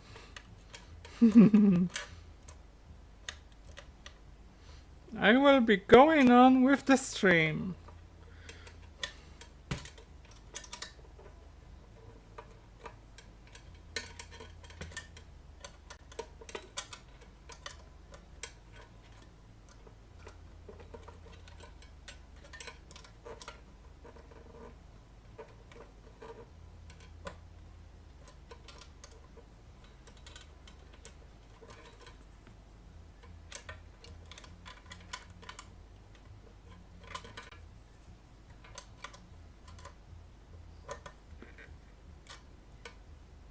Yeah, hot glue, yeah. You know the three things that make the word stick together. Hot glue, duct tape, and cyanoacrylate glue, or zip ties.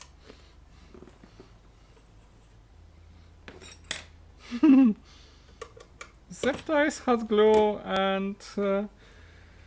and duct tape.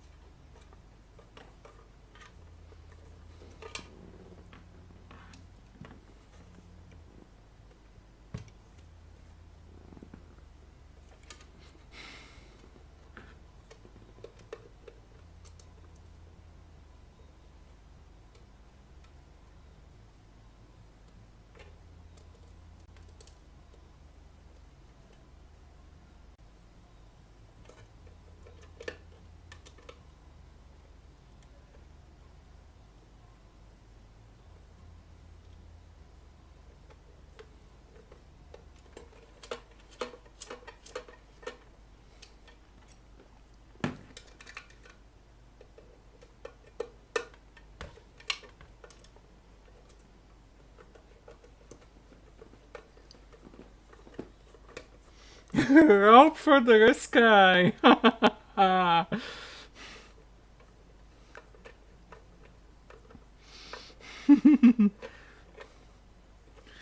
Yeah, I might be doing the rope bondage stuff.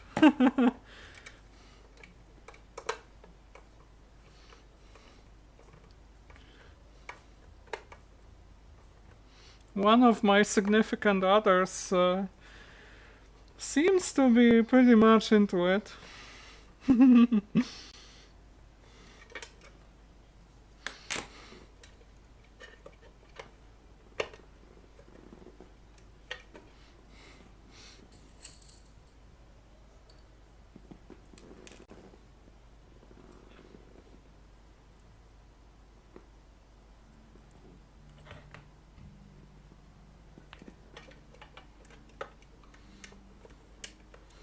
Touching the output socket.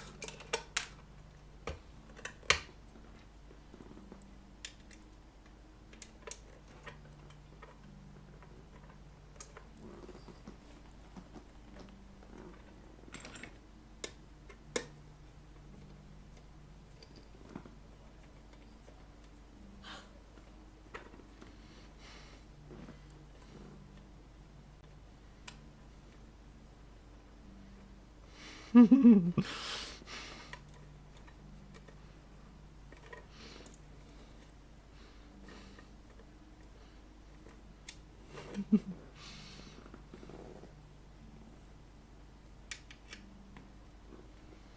other significant other might need a ball gag.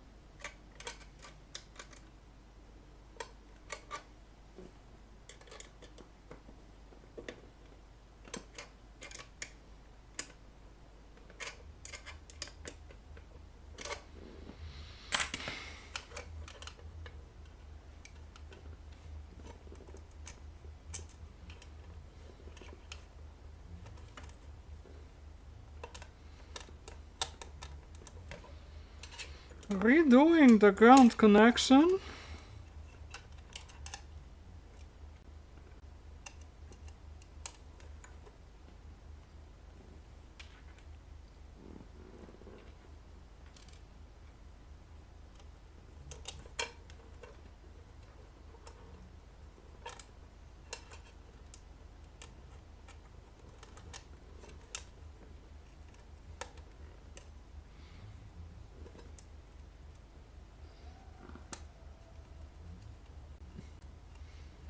Escape rope.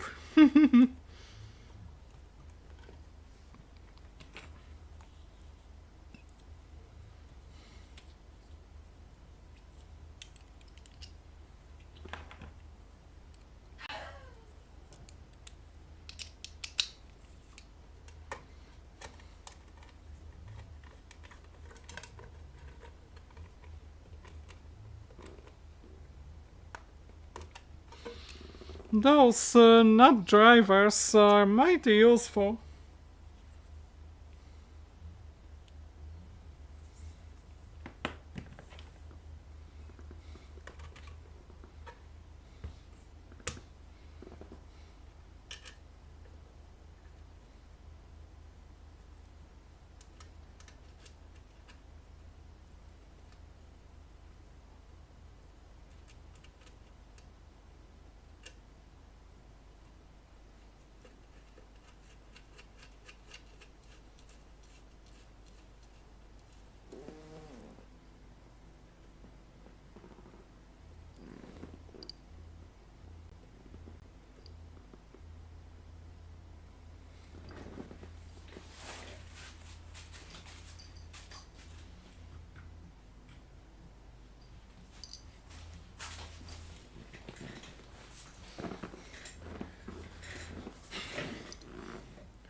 Yeah, learning Shibari. It's also the thing I would like to.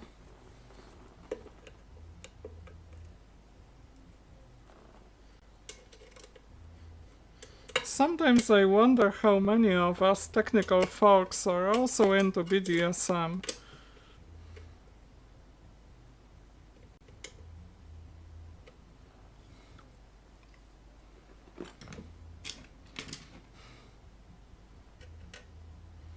It's late night, naughty stream time.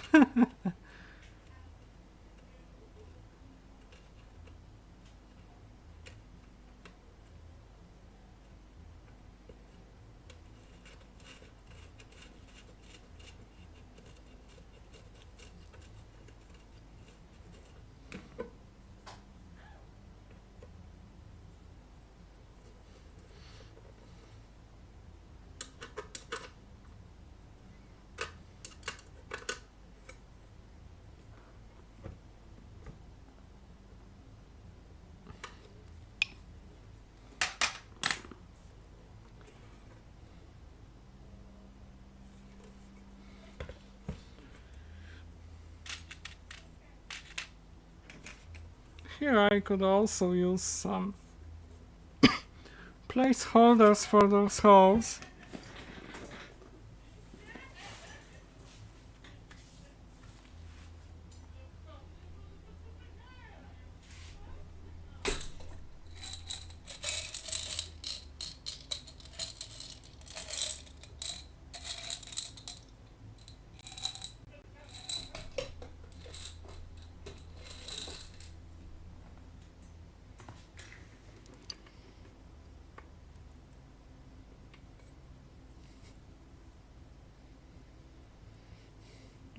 Just 2 of them.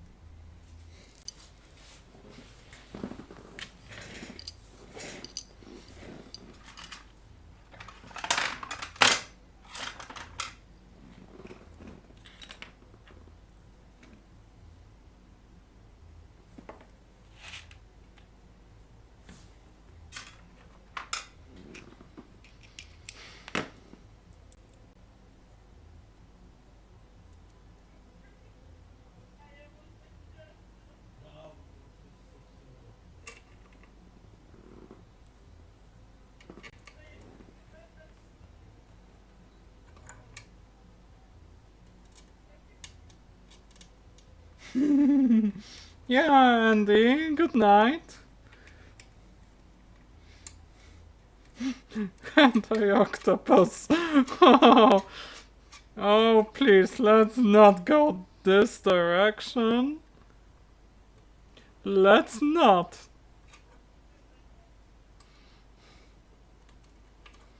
Let's just not do it.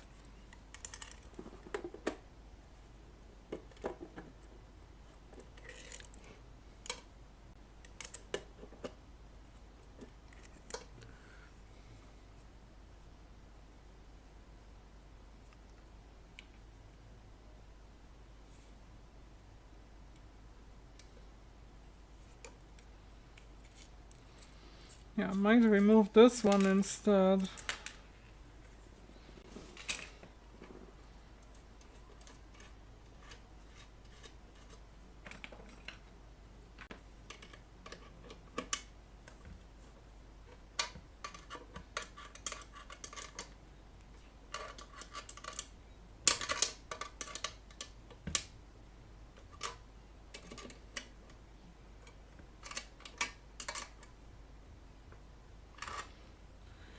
And now it will be time to reattach the fuse holder. Before reattaching it,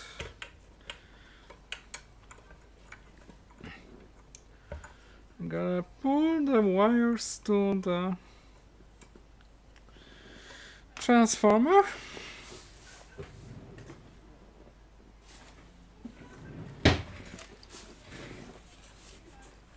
Got those heat shrink tubes ready.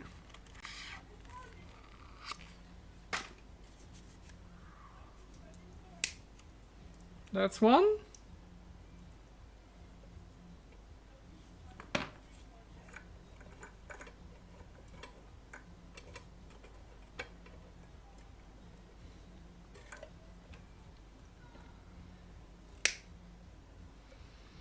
Cut them off and make the fresh ones.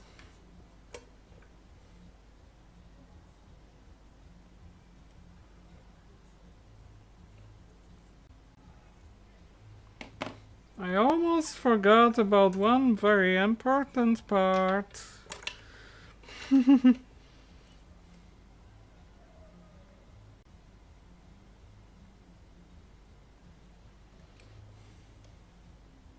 Don't let yourself get caught off guard.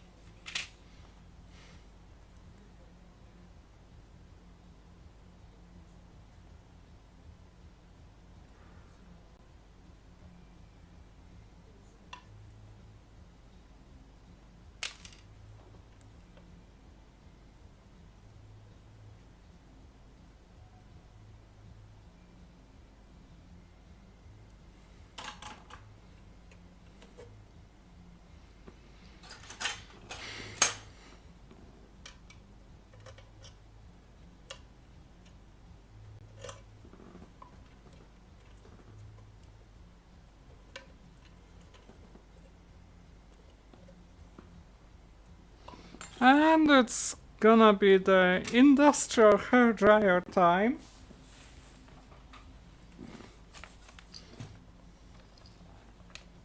Industrial hairdryer.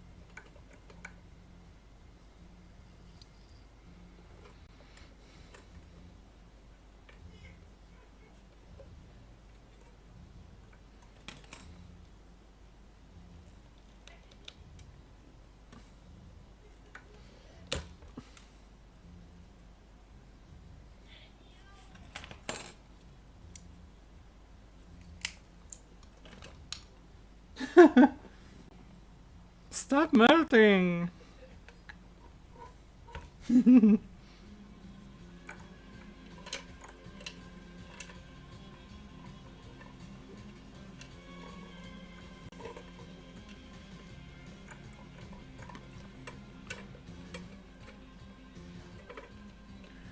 Stop melting, you're not solder!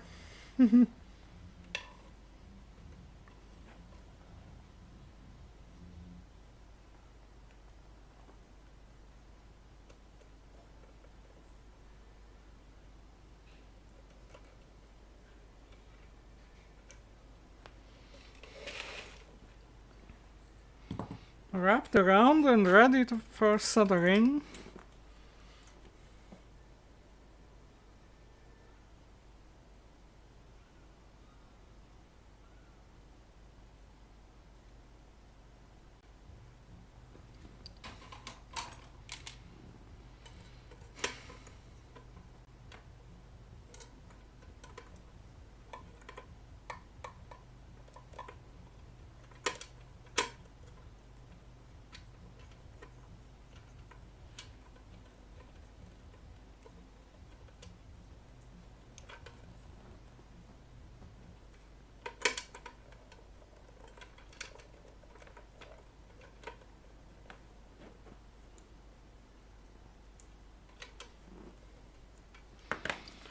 Industrial hairdryer time again.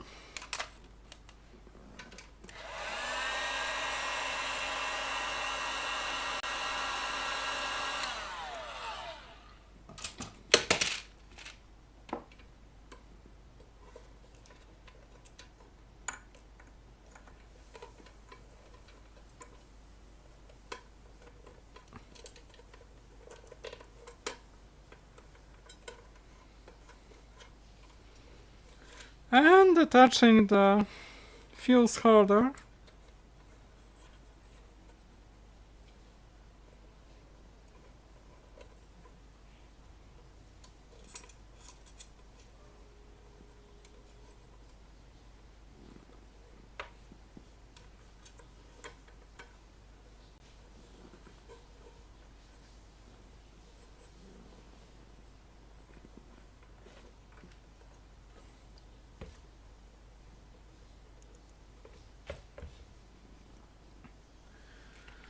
Then the power switch.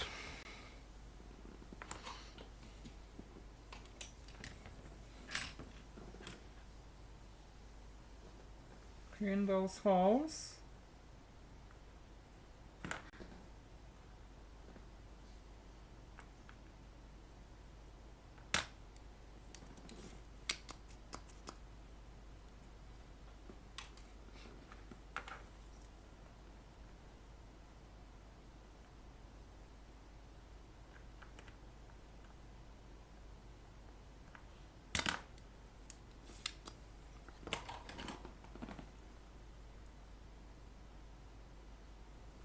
Leather rosin core. Well, it's leaded solder with rosin core.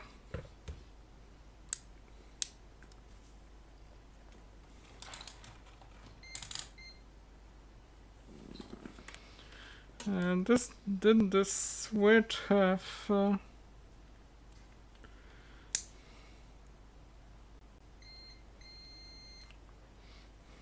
yeah, it's on the same side. So I will have to get them on the bottom.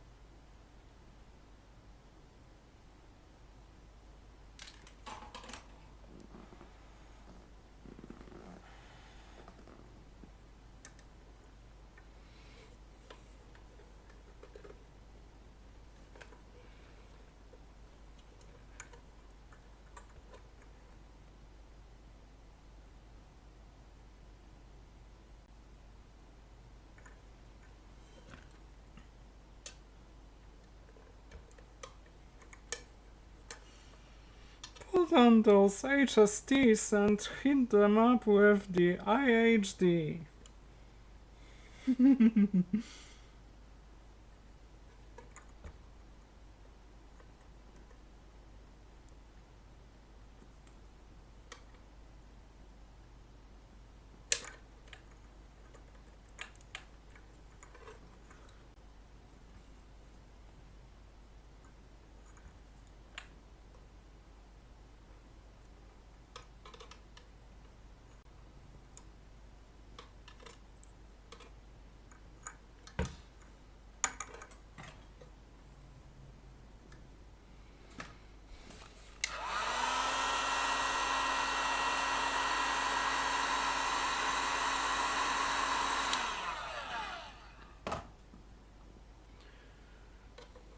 Time to attach the power switch.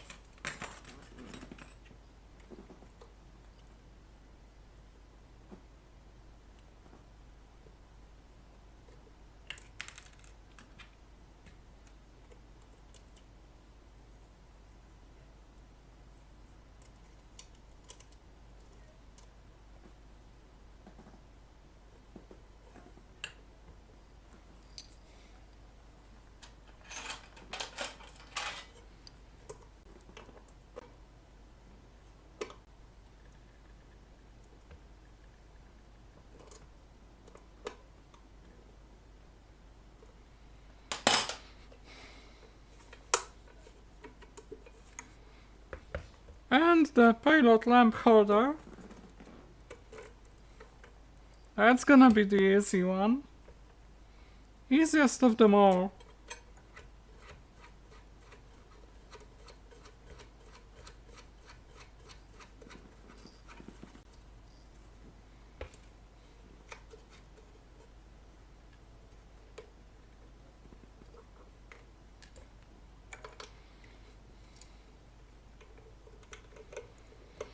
The lamp goes in.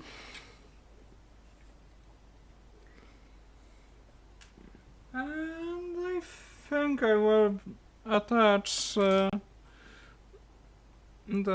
grounding contact on this one. I'm gonna scrape off some of the paint around the hole.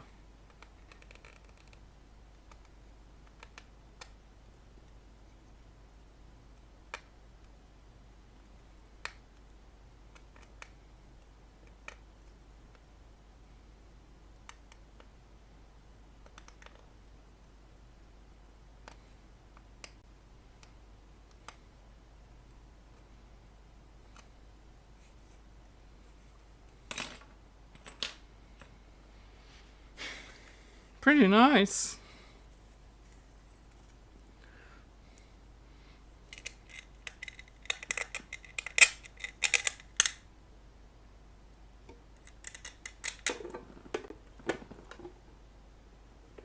And time to close it.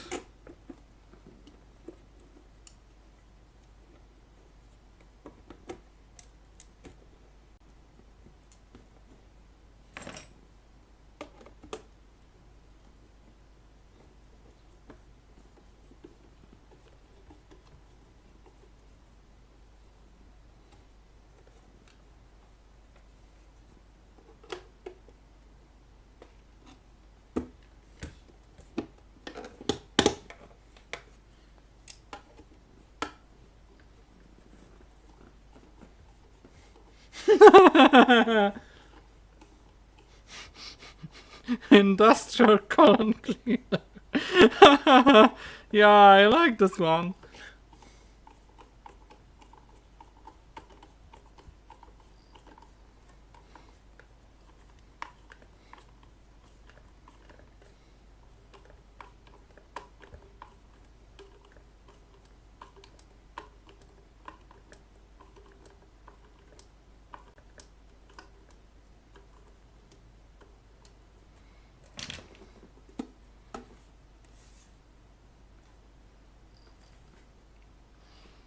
Handmade with love by yours truly.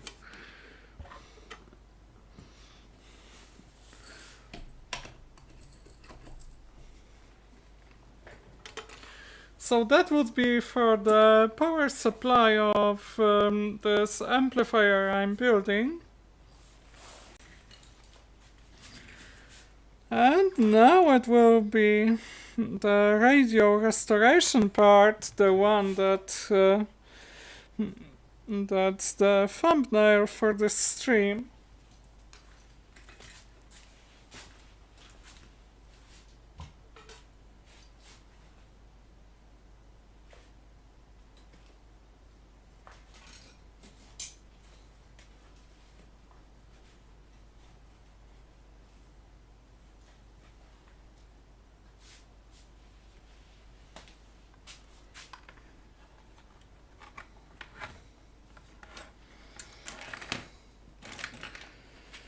This is a work in progress that has been going on for many months in my lab. Quite a big task. And I really need to finish this project.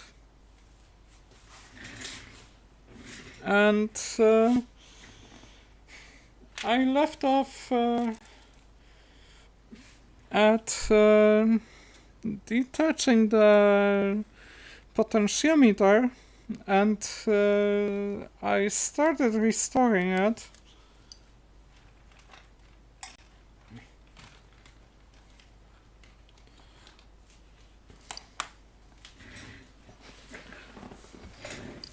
Then the pot also has the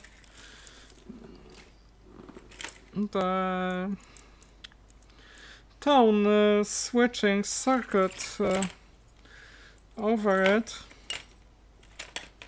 Got some other tidbits in this box, but this was the damaged part you can see here for selecting the mains voltage. But what we are looking for is the parts of the potentiometer, because then I can show you how to put the thing together. And then the problem with this potentiometer is that it was originally one that had a little piece of carbon in here. And this carbon has gone missing.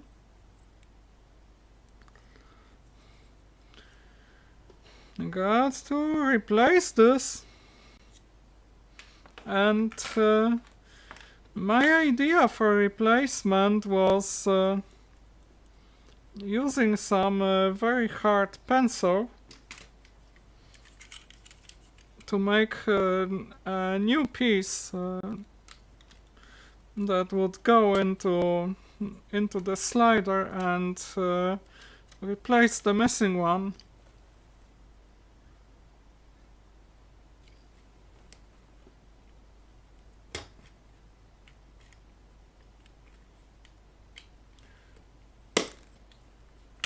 And first thing is cutting off a piece of graphite.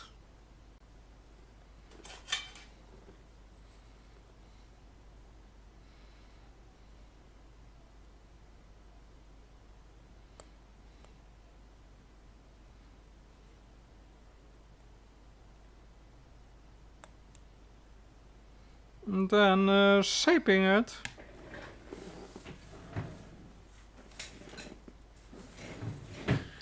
Wonder if I can use the metal file for that.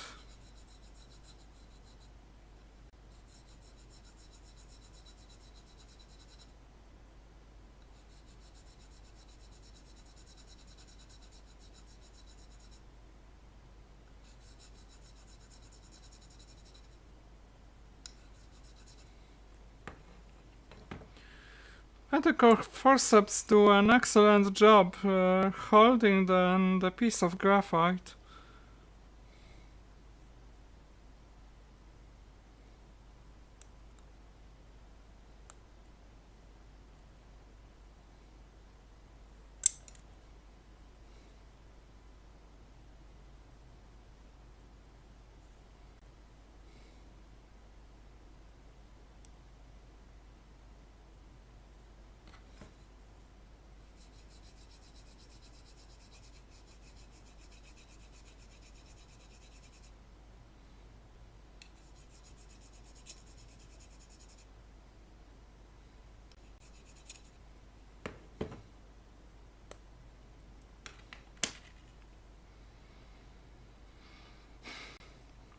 I've got a piece of this size.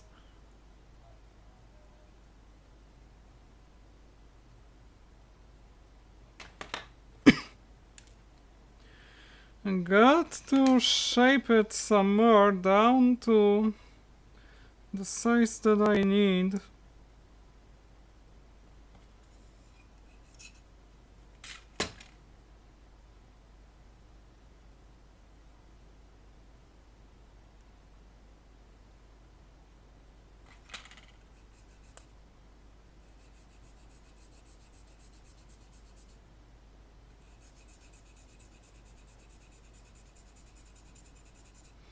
And I will also have to taper it.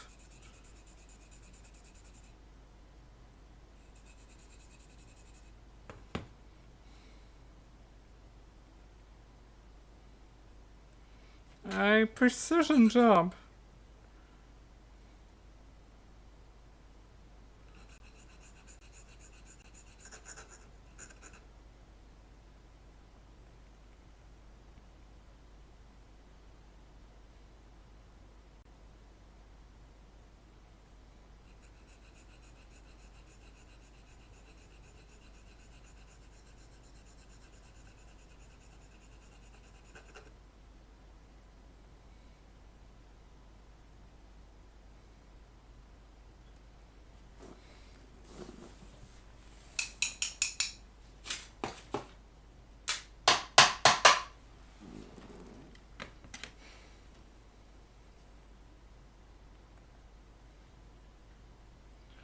And I will have to shape it round. Probably using the needle files.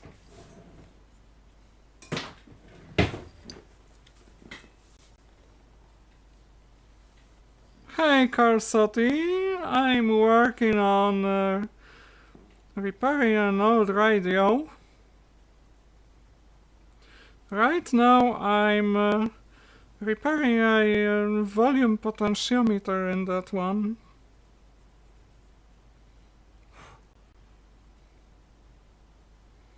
Got to round this thing and watch out for it running away.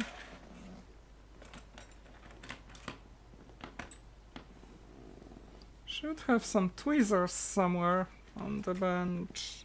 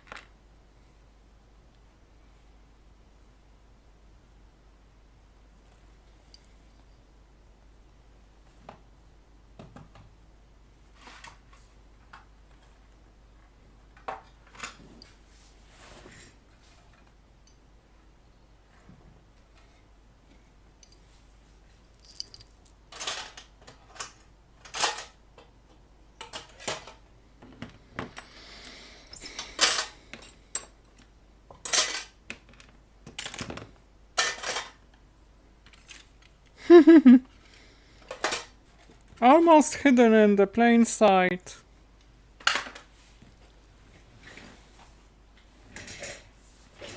And too much clutter makes it invisible.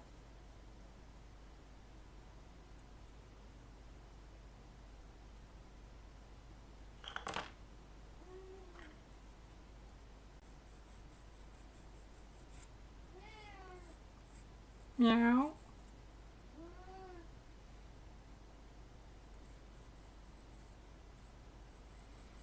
The cat is demanding my attention.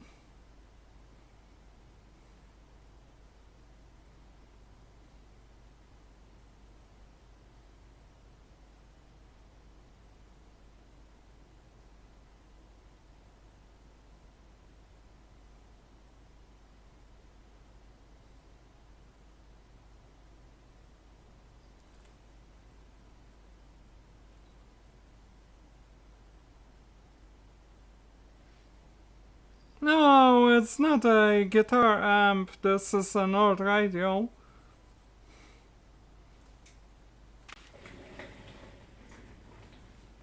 And I've got an emergency. No more emergency. Dropped this pesky little bugger. Just see how pesky and little it is.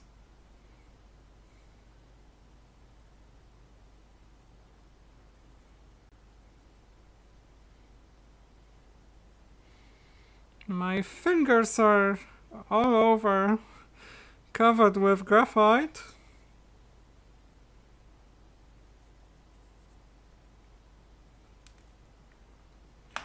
And looking at it now, I should have done all the shaping without cutting the part of the pencil.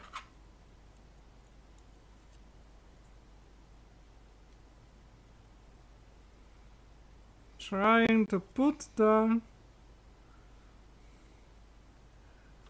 carbon part into the pot, and just look at this.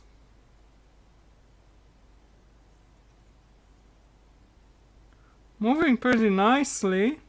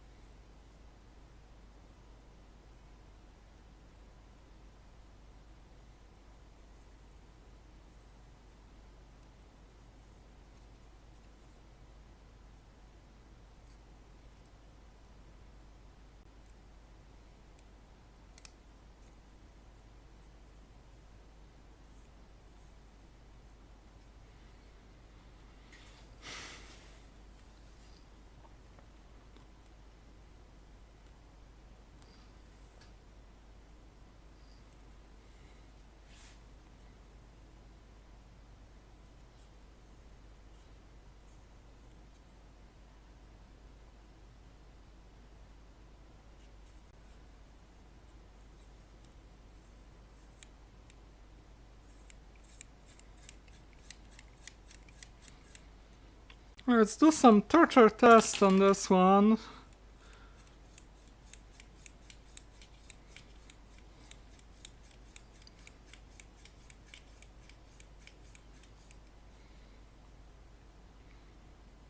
Looks like it's gonna hold out.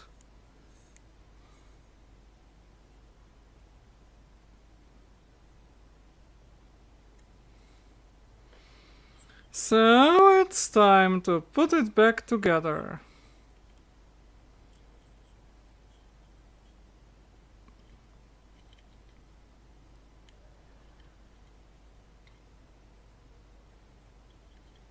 There's really one way to do it.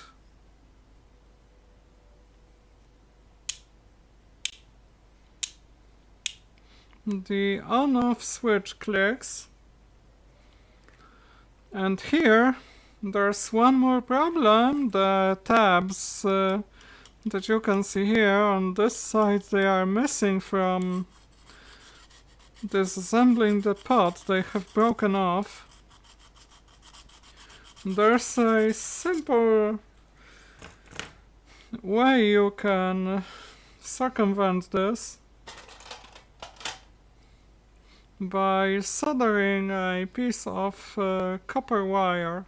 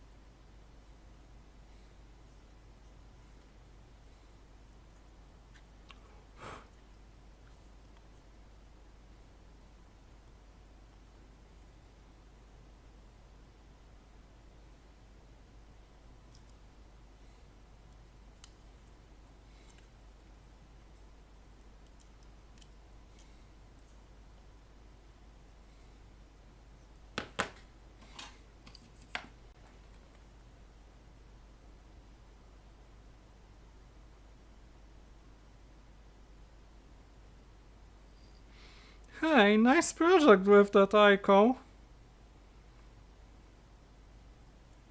Though I'd rather have it stay original.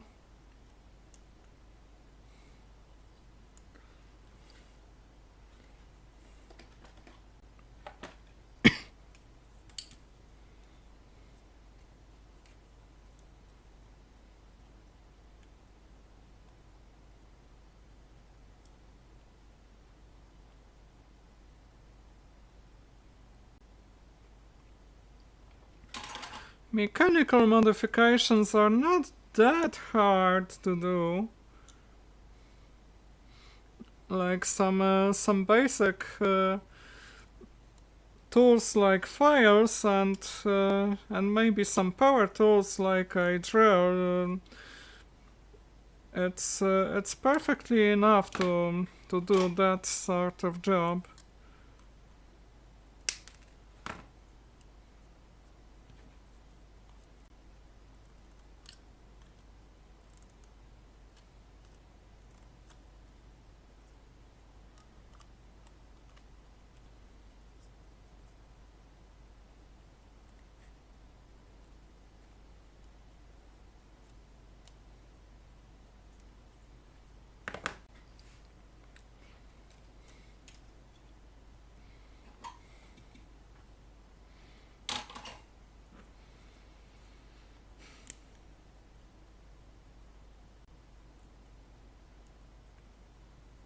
I might be doing it this way, bending it slightly inwards.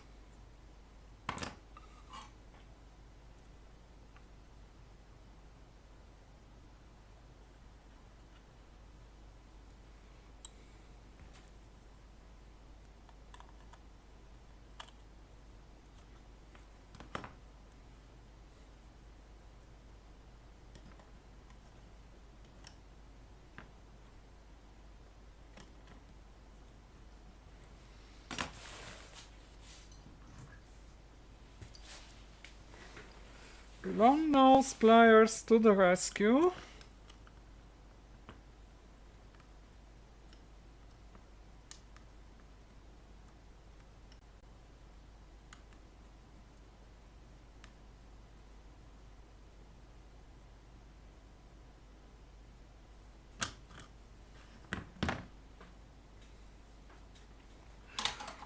And this is what makes the potentiometer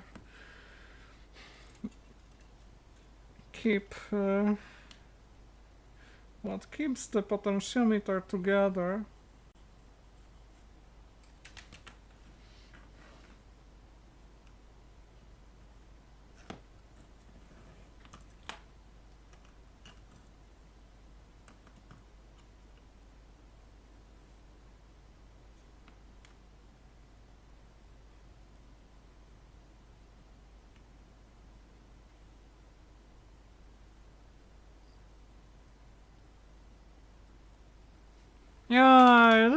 slower to do it manually.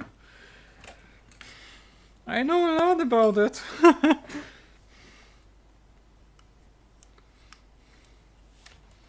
Most of what I do is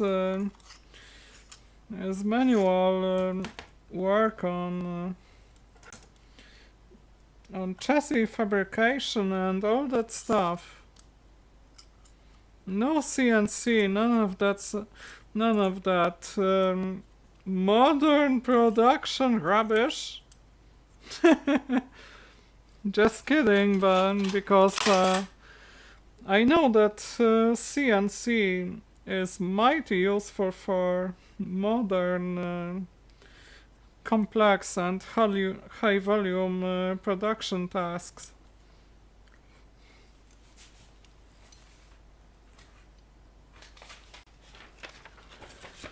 And time to look at the schematic and remind myself what was going on down there. It's this potentiometer that's 22 nanofarads going on to the grid of the succeeding stage. The tryout from ECH21 is used as an audio amplifier stage, while the hexode or heptode is the intermediate frequency amplifier. My printer has a line missing in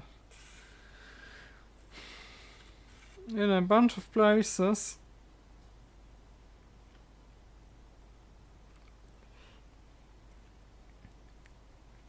This would be this very switch.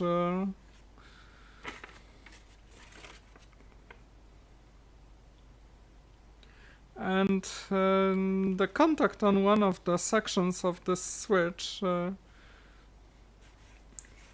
it would go to the potentiometer.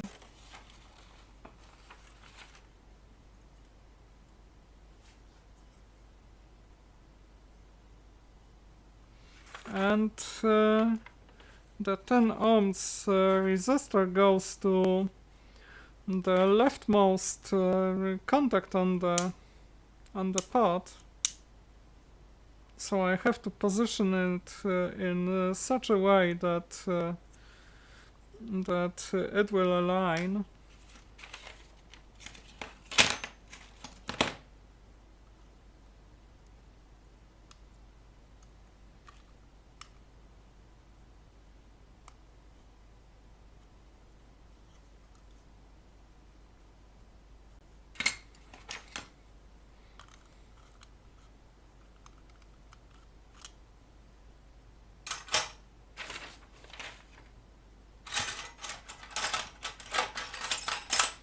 And the number 14 wrench is used for the nuts.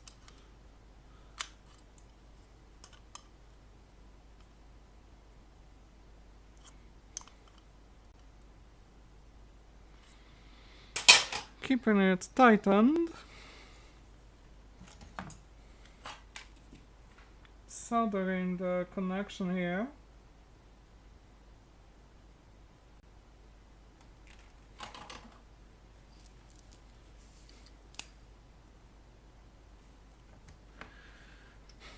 The slider goes to the grid through one of those capacitors.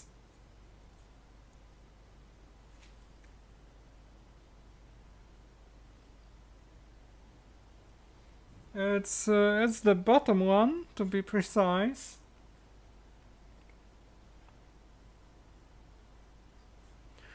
And the upper one, it's this capacitor that goes to the end, and then from the end I need to go to the contact on this one, this switch.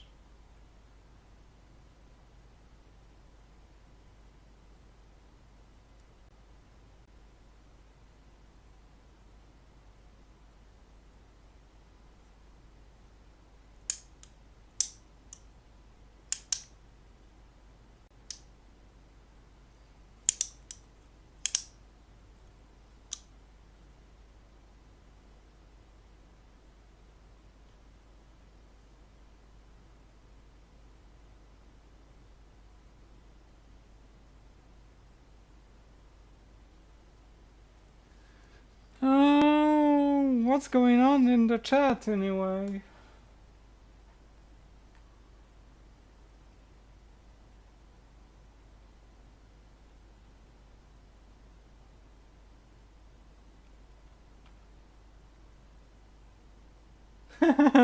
Yeah, Carl, I guess that you met me through Fran's channel.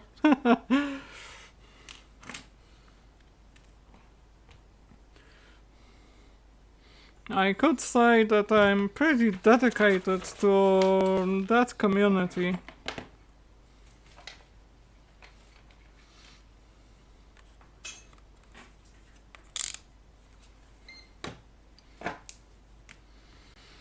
Okay, trying to figure out what's happening on the Switch.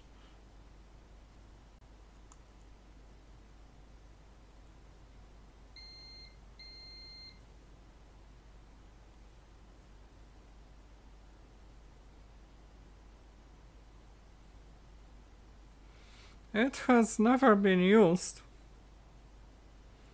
Interesting.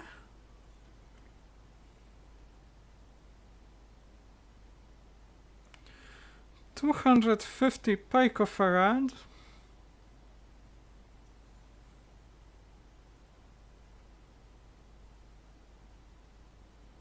The other one I can't make it out, but 250 picofarad would be this one.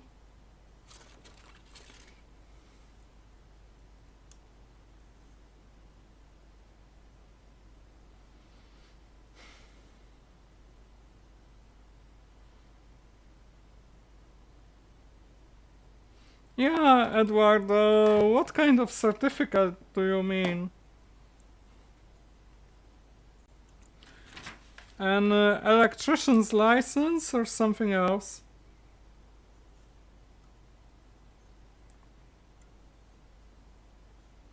This would be the ground wire. This would go to the ground, which is quite a clue.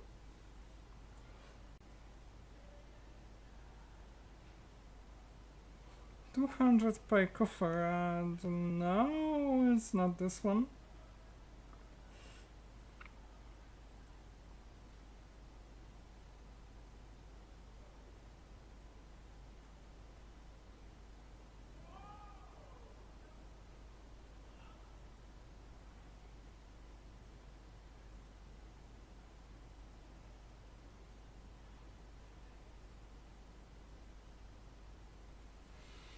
So here I need to connect the negative feedback.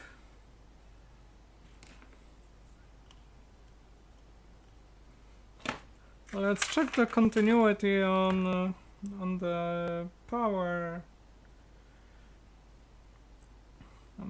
contacts.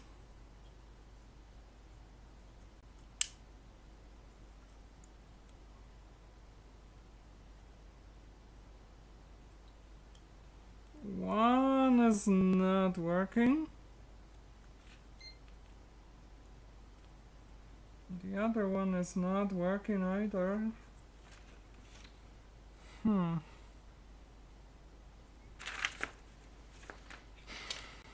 Does not look good at all.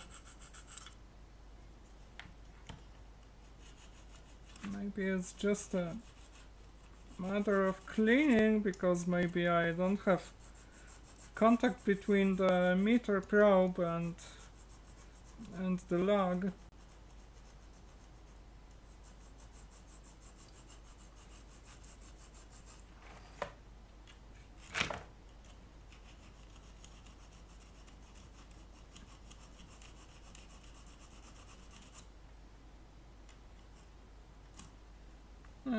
I think I will use a dreamer for that.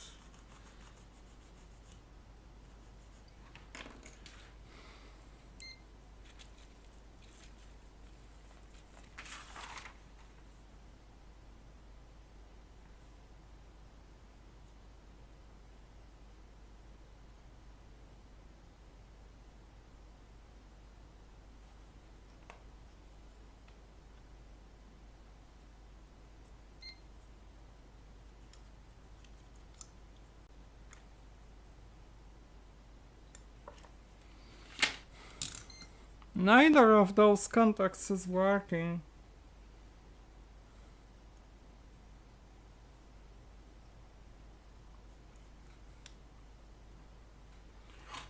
Which means that I can still keep that potentiometer in place, but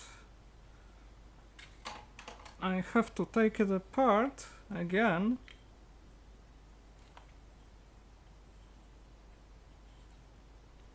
I will have to undo the rivets in order to get to the switch part.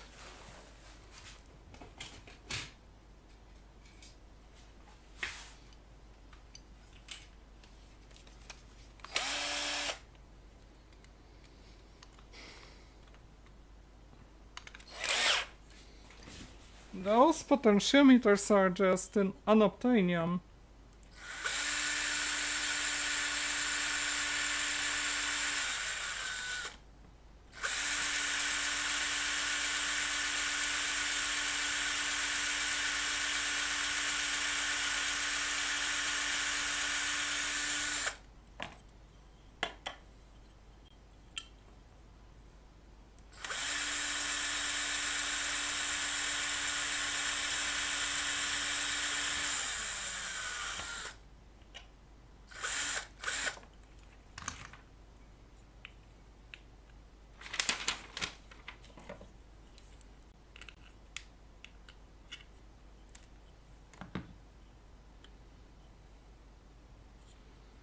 Then it's gonna be a pretty easy job of just screwing them together with M2.5 or M3.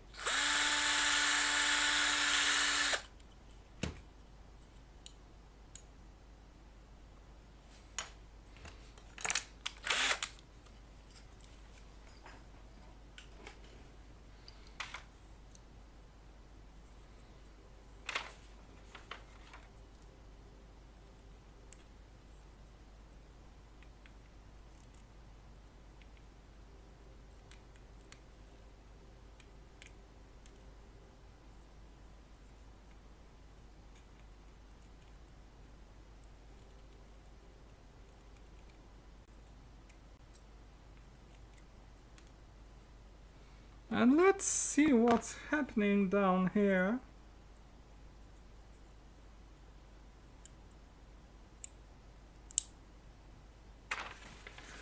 If you take a closer look, this is the off position. Those contacts should connect this pair of contacts together with ones that are opposite behind this plate. And it is now a matter of taking this mechanism apart and bending those teeny tiny plates.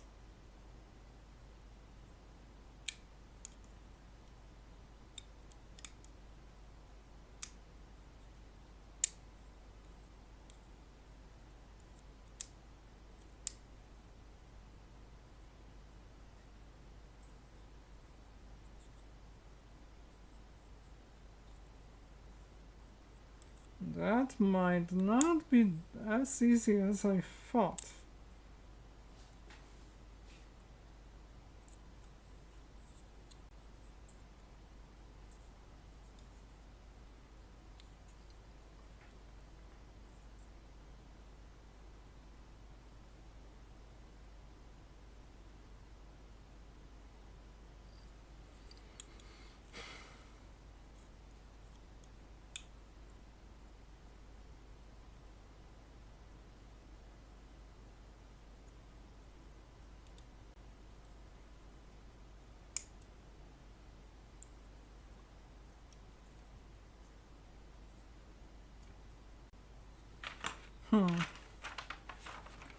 Looks like I will have to remove this rivet,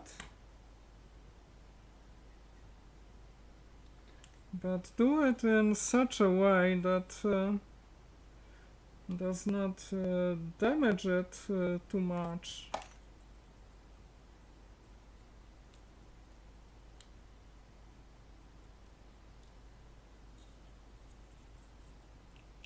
I can solder it to that piece of metal. I can use the metal shield as an abutment.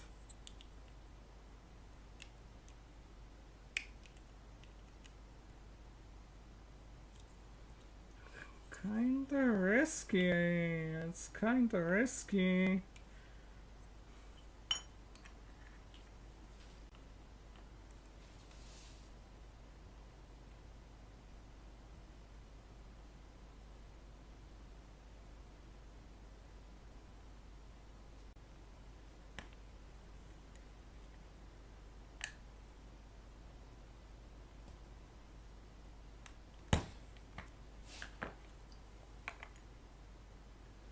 And there it is, liberated.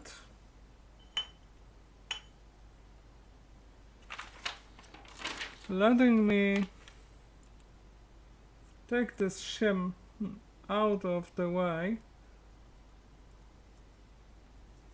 The contacts look pretty okay, not to worn. And I will now bend the bottom contacts upwards and try to bend the top contacts downwards.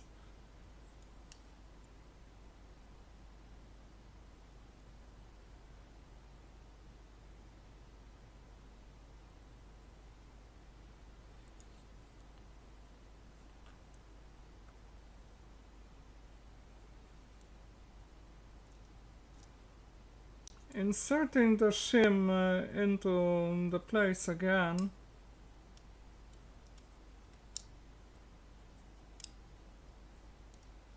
Lifting the top contact.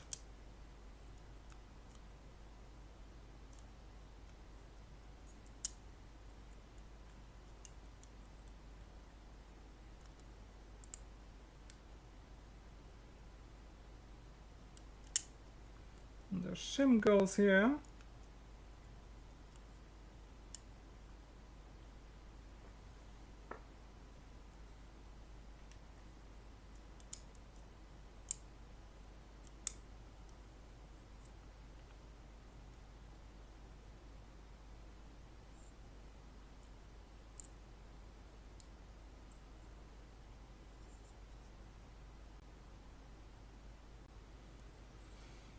And the part just removed.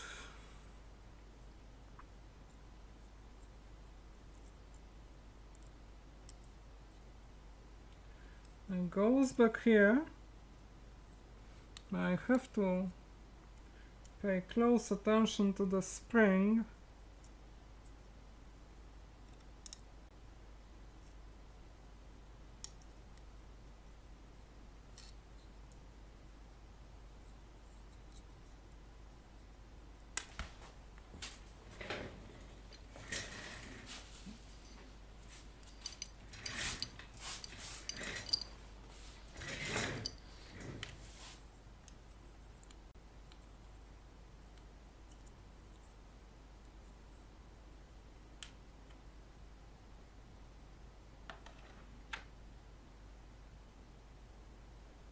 Where did this one get lost?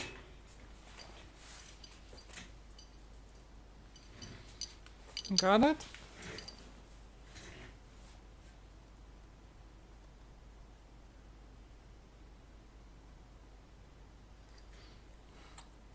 Oh yeah, Satterwolf. That's a very nice attitude you have.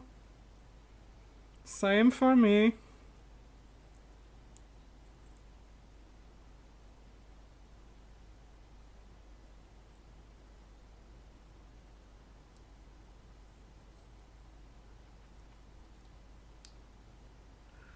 Like, I also took a lot of stuff apart.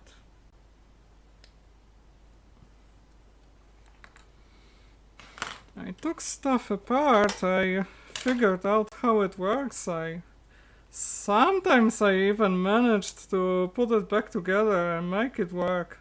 But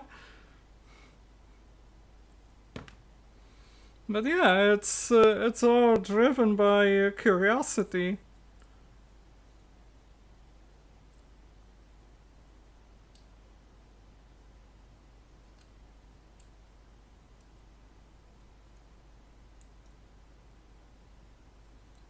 It's all driven by curiosity, ingenuity, and perseverance.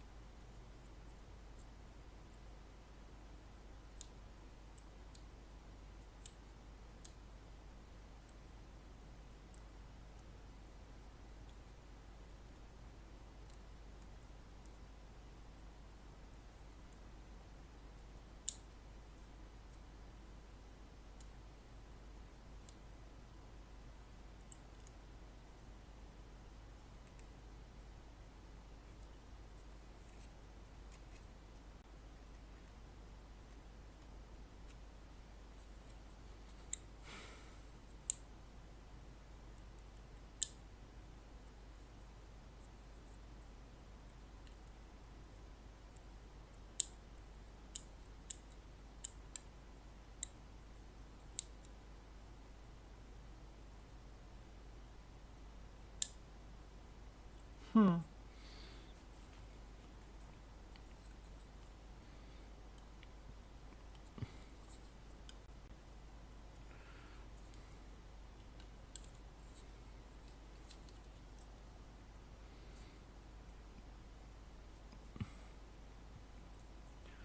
Looks like I'm gonna do it again.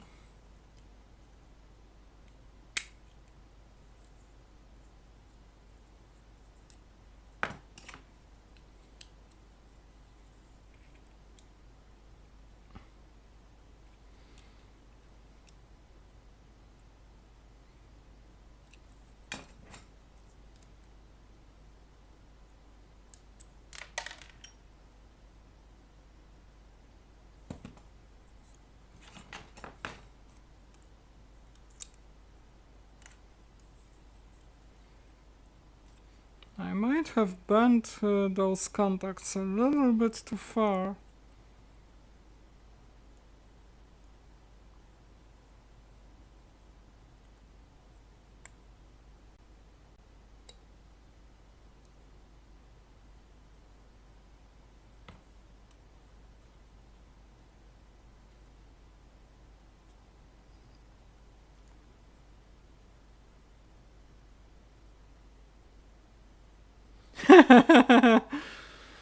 Well, Eduardo, it all depends on which teacher you mean.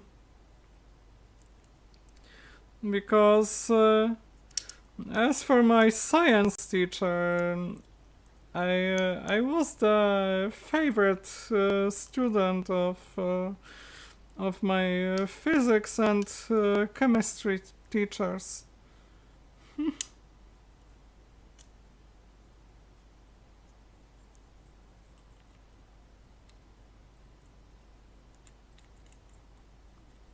I was their favorite.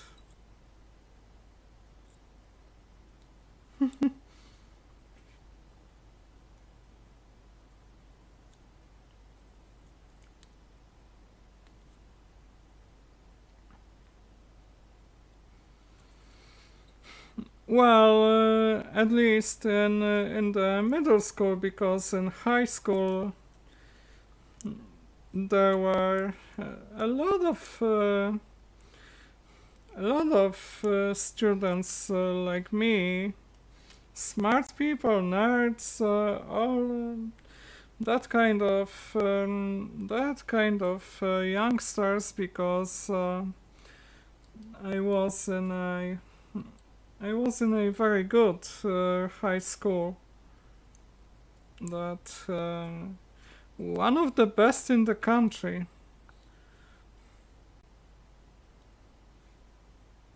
I got there because first of all it was very famous for its science curriculum, and second, I knew that there would be lots of intelligent students who also wouldn't be pretty much into all that bullying, all that violence shit that I was going through in the elementary and middle school. That's why I chose my high school, went there. It was also where the loss of functioning got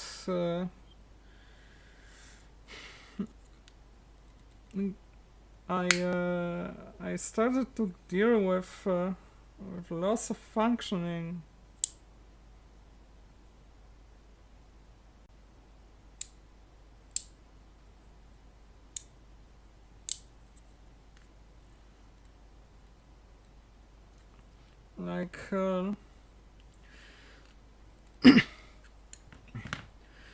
Like burnout intensifying.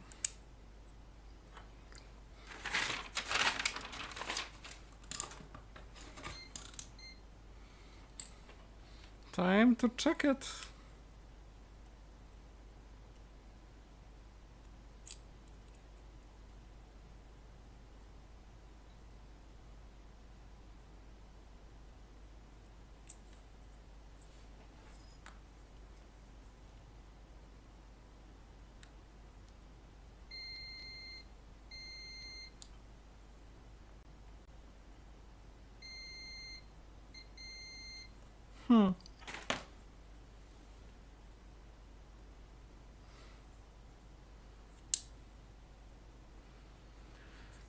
Yeah, you can call it superb, but I call it a chance of survival.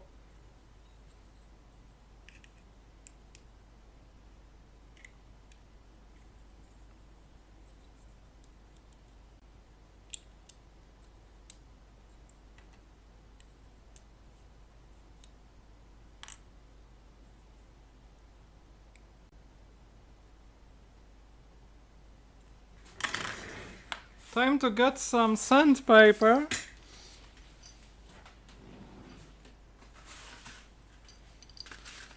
And clean those contacts.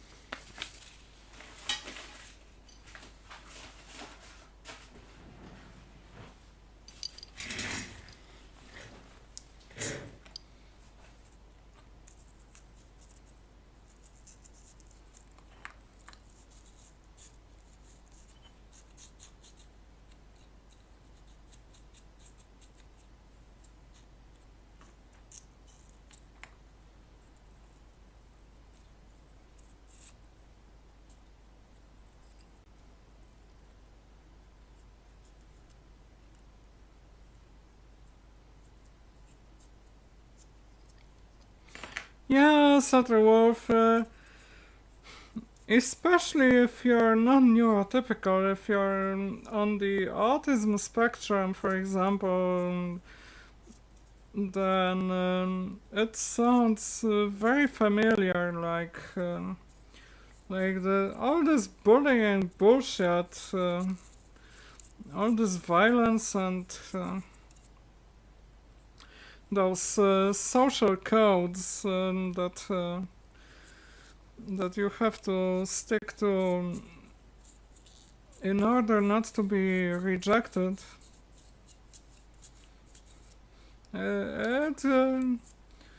It's very tiring, and yeah.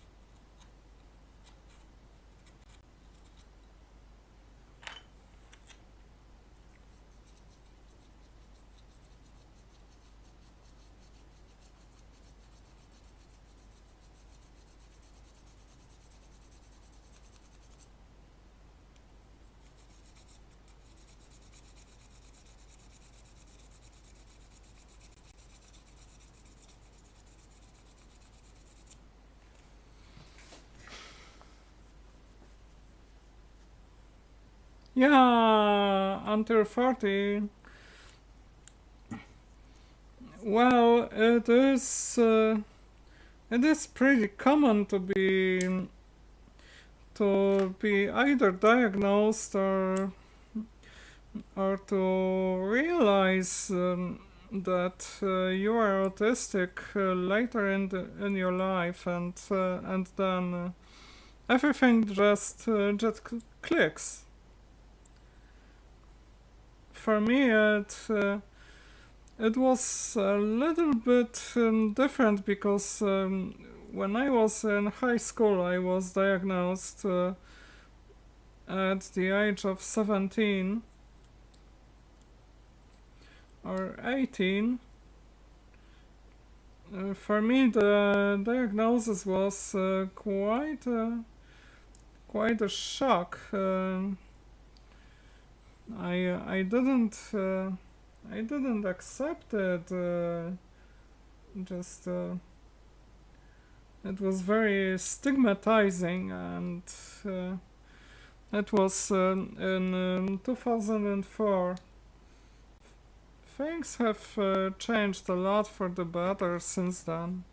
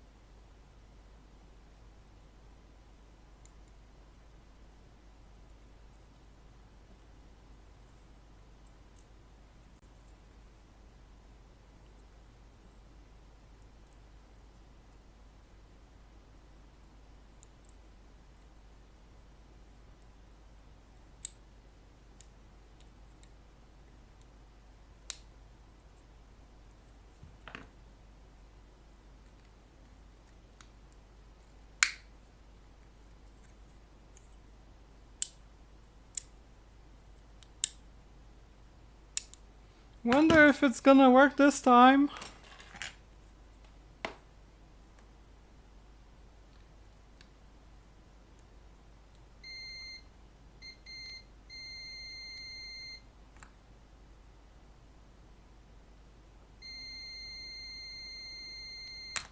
Is it Kamagatsu or is it winner winner chicken dinner?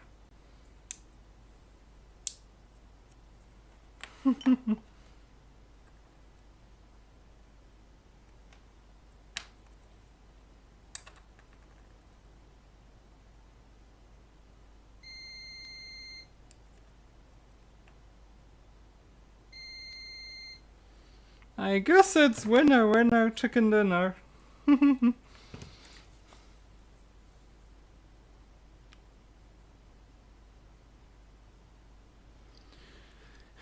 Yeah, exactly, Sutterwolf. They seem to be way more accepting of differences. Both when it comes to being autistic and when it comes to being queer.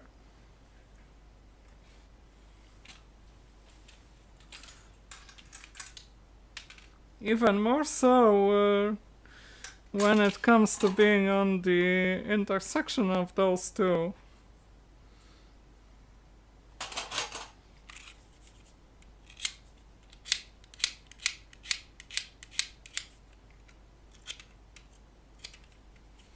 Let's use some leftover wire from the transformer and make a little peg to solder this.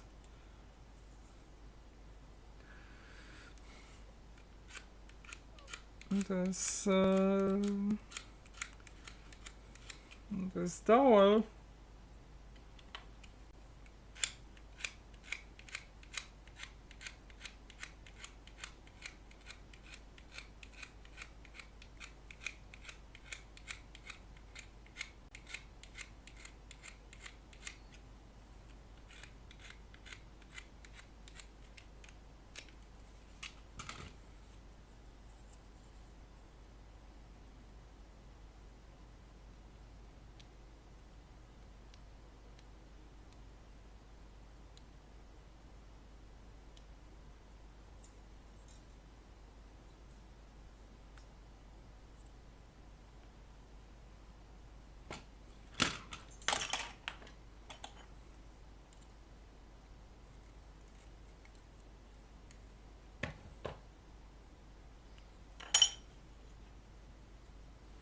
Yeah, there is quite a significant overlap between the LGBTQ community and the autistic community,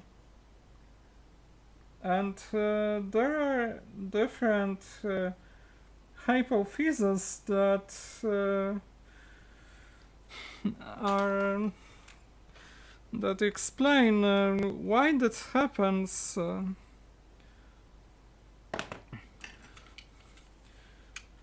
And one of those hypotheses is that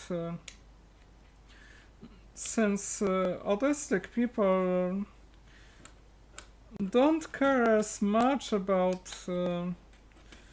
the social norms because they are pretty much blind to them. They don't pick them up naturally. They learn them intellectually, but that's that. It's not a it's not involuntary internalization of the social norms. Then they have a better chance of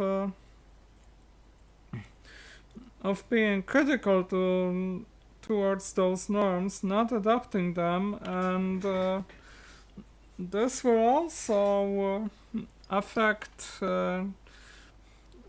queerness because It's just a matter of knowing who you are. Your identity is more important than what others have told you to do or not to do.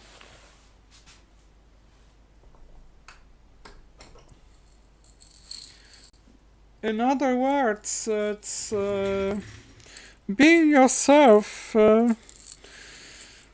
It's being yourself no matter what. It's being yourself despite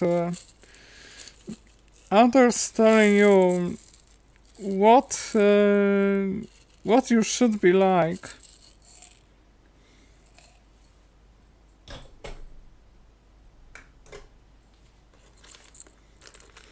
Let's look for an M2.5 to replace this piece of crap.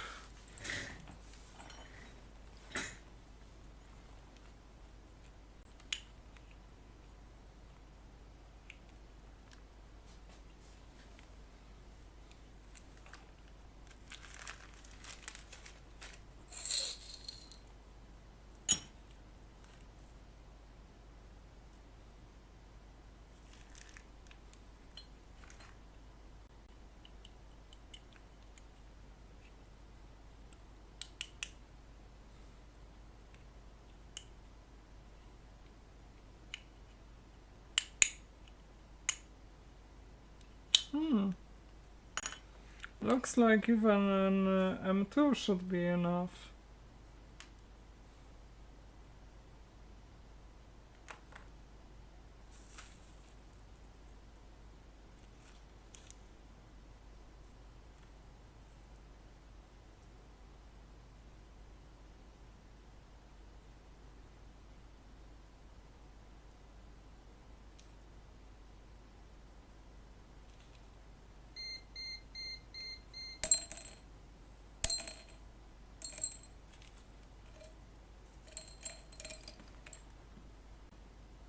Exotic?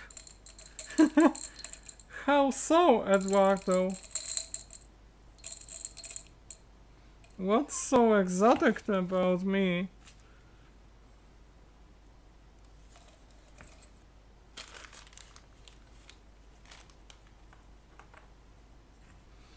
I thought I was a pretty regular, run-of-the-mill vacuum tube witch.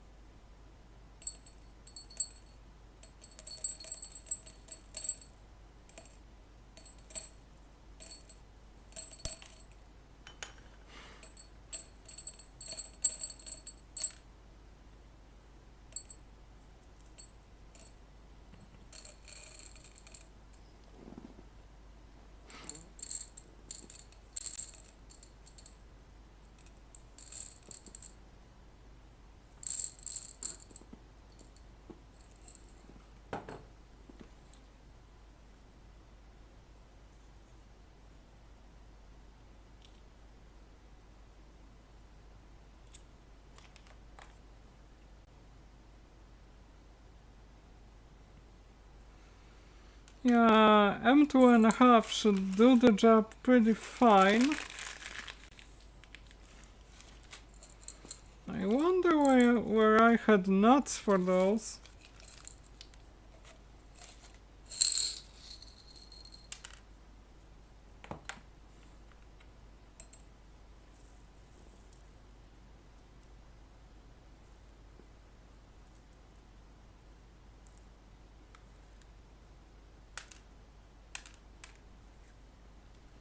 It's either M2 or M2.5.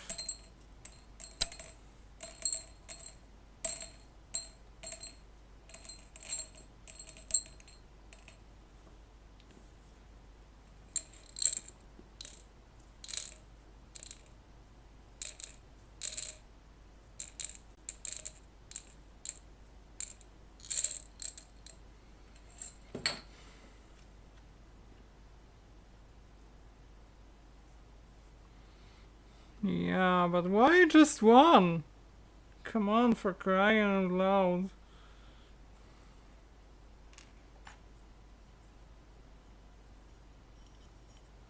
Why is it just one nut?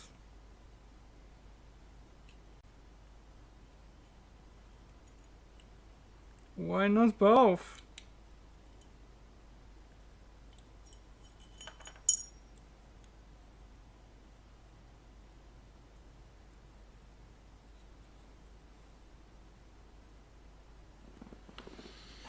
Anyway, time to solder this joint.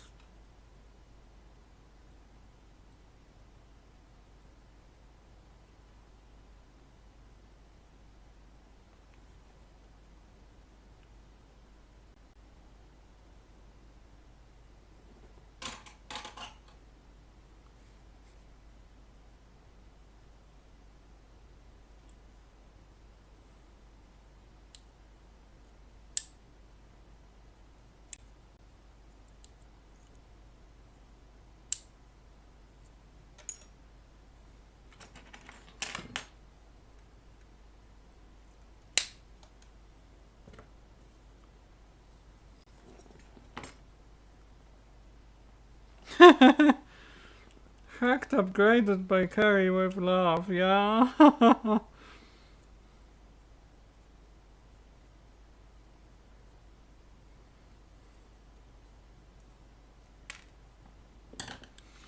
Carrie's hacked vintage Variac.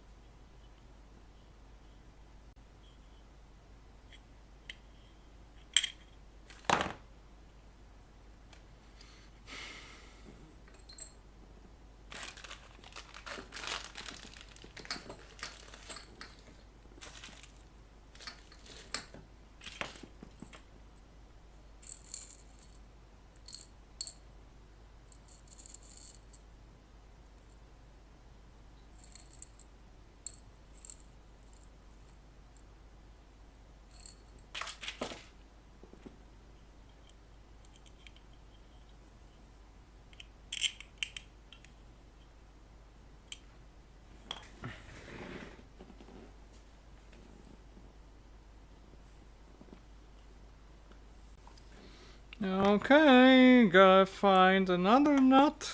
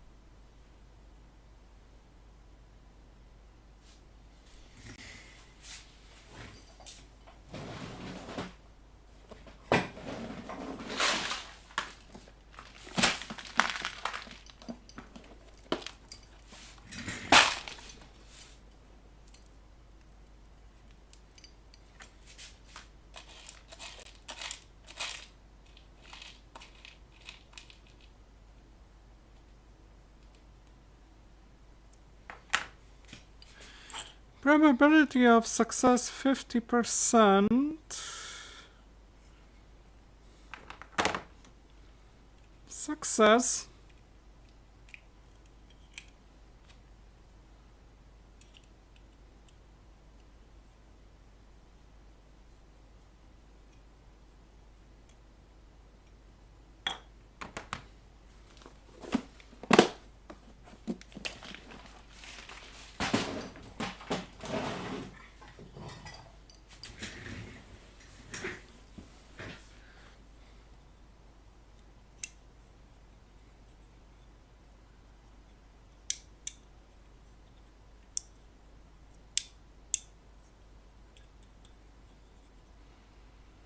So the power switch is pretty much repaired.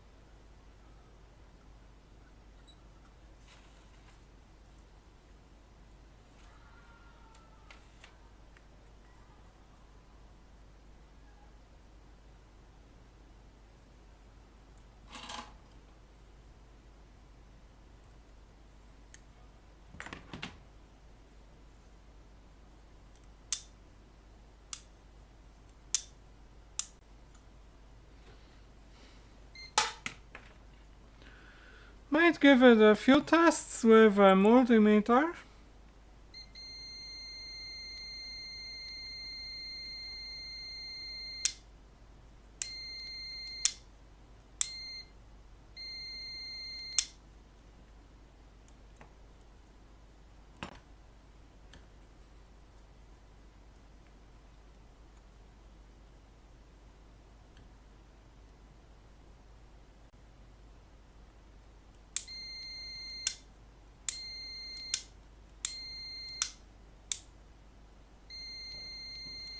If that's not a winner chicken dinner, then what is?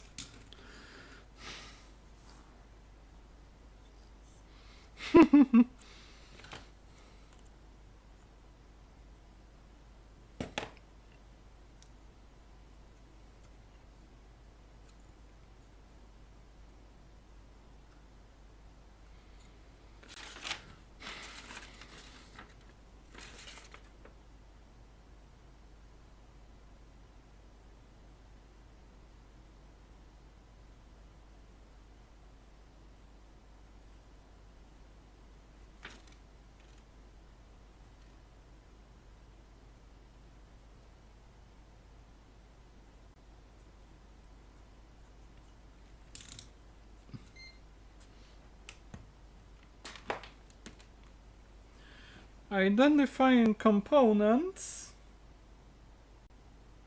100K.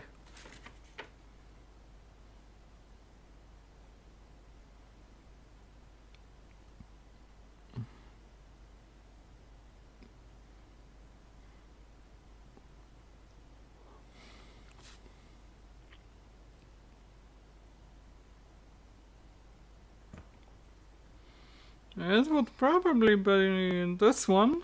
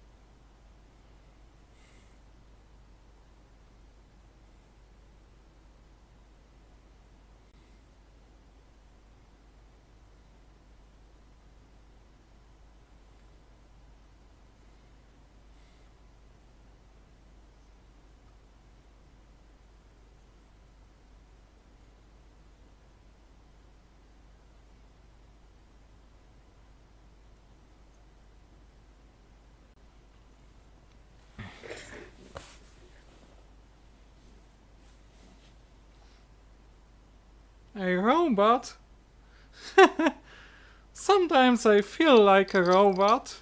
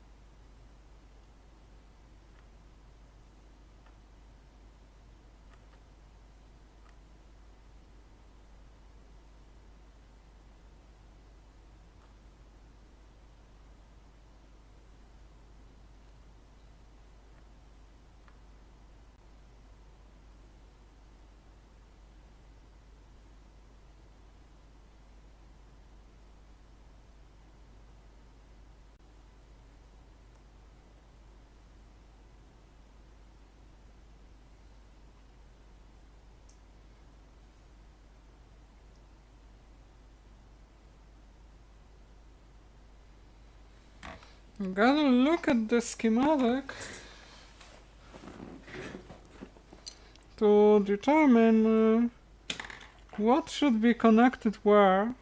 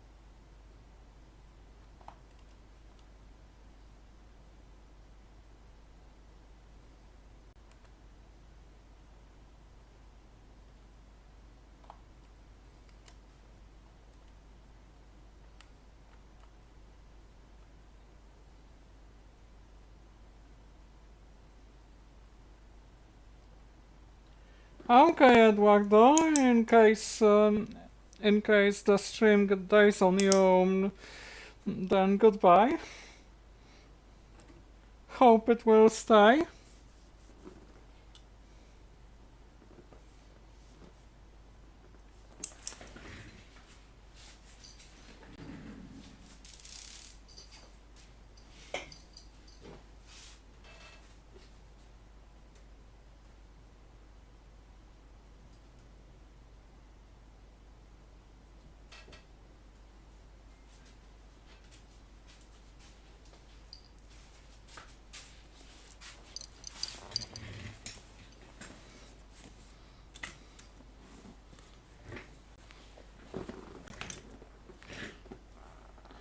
Got a bunch of those old books.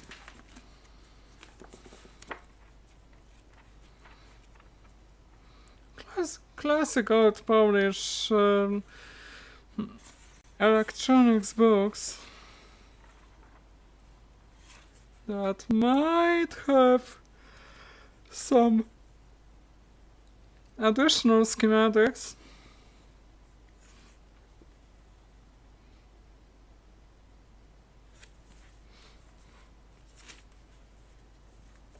Radio Repair 101.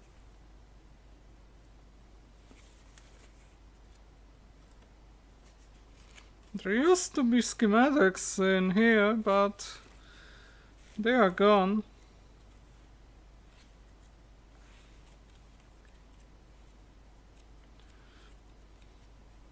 There is a good chance that I might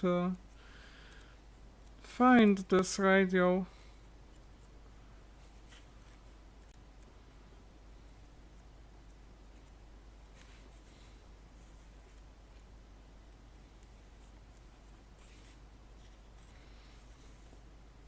And that's how you solder the germanium transistors. They are not... they are pretty sensitive to temperature.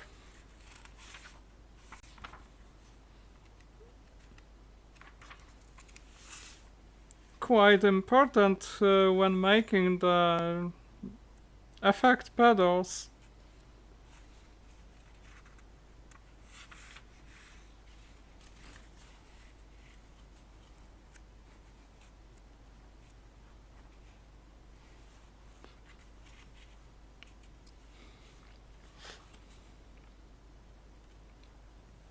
Pretty cute.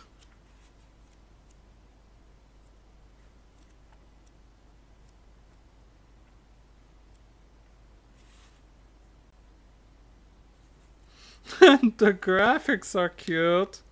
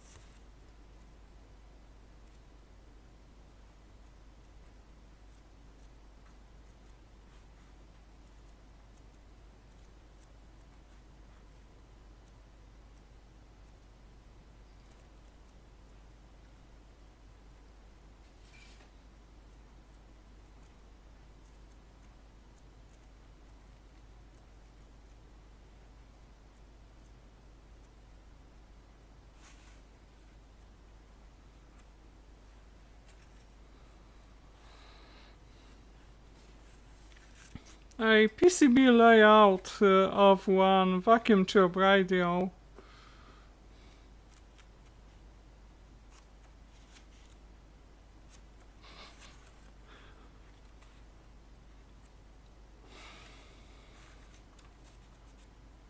Also, the schematics are missing.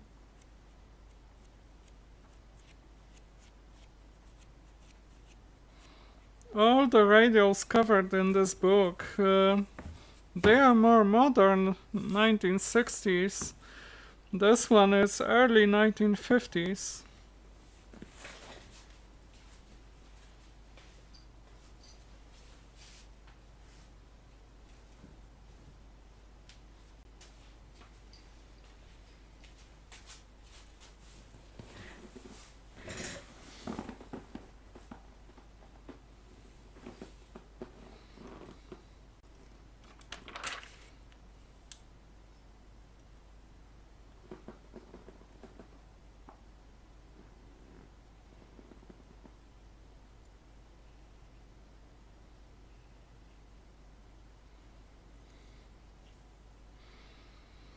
So I guess that this section is on this switch, the frequency range switch, because it also turns on the phono input. This looks bad. Then the coil looks bad. It's gonna... I have to repair it for sure.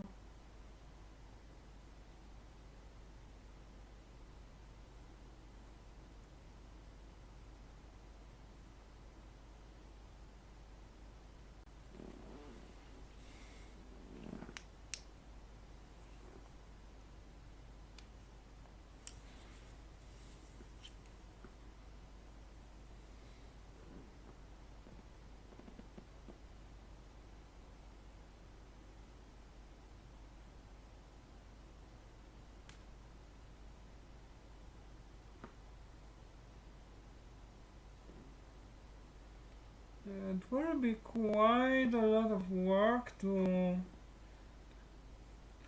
get those coils working again.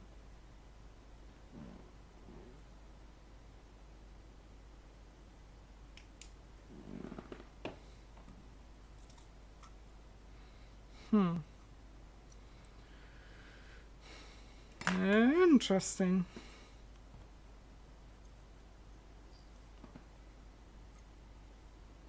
Hey Mouse, nice to see you here. Can't hang out tonight. Yeah, I guess that it's pretty late in the night.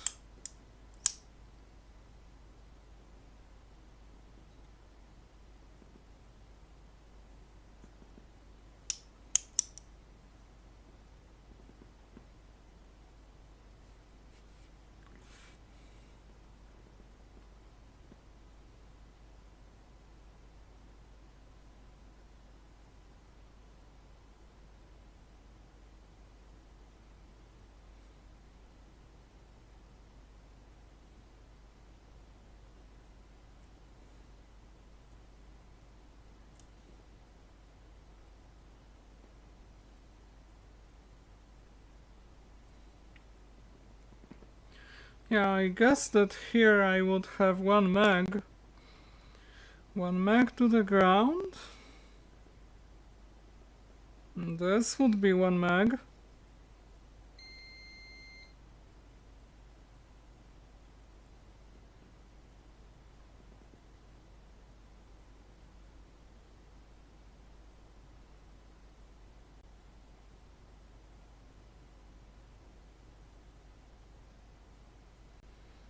This would go to the ground. And this would be this contact.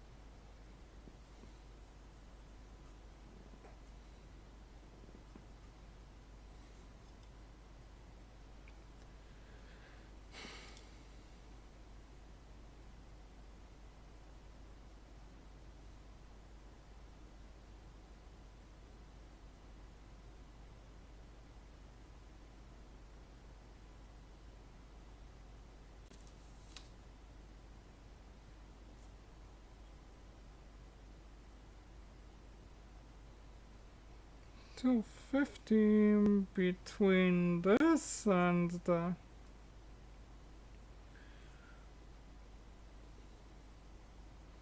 And I guess between those.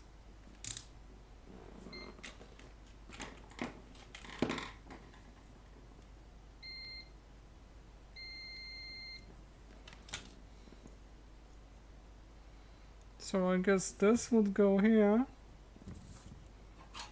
According to the schematic at least.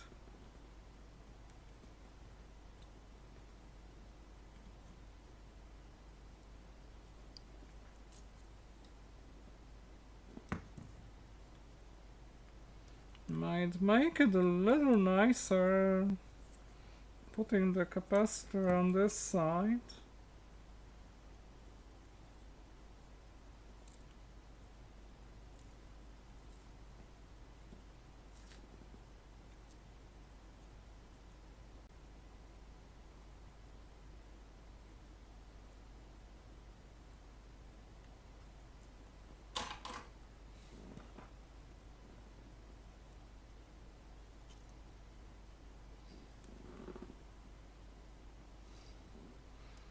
Yeah, radio is looking good, but not working.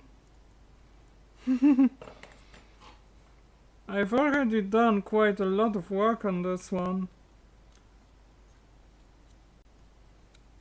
Like all the mains connections got completely replaced. The audio frequency amplifier also got mighty recombobulated.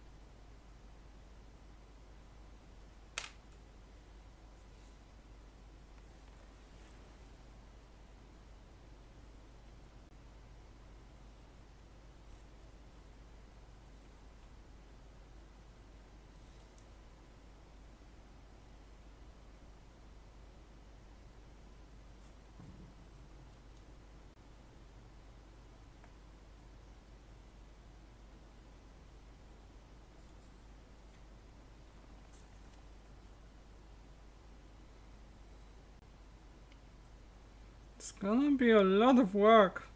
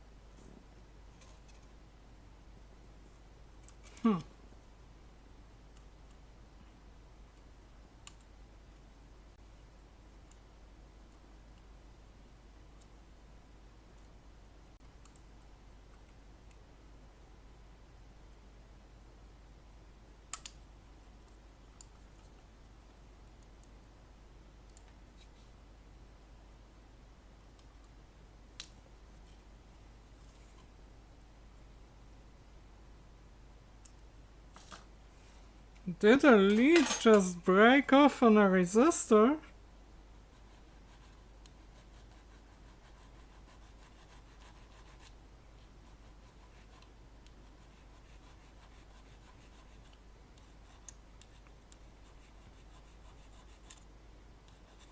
There's a way to repair it.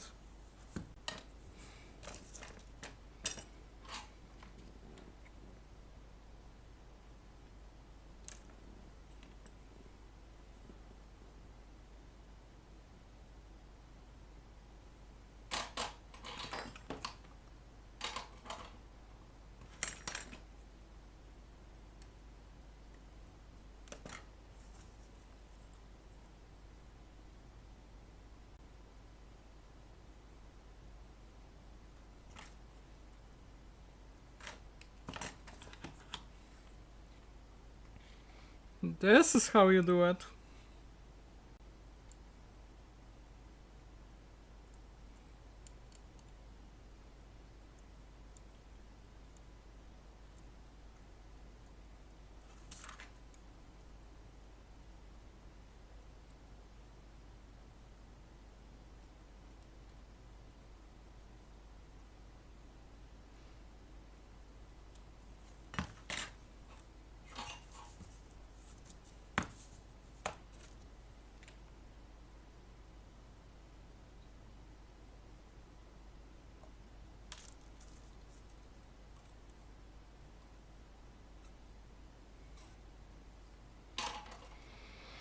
And this will be the ground.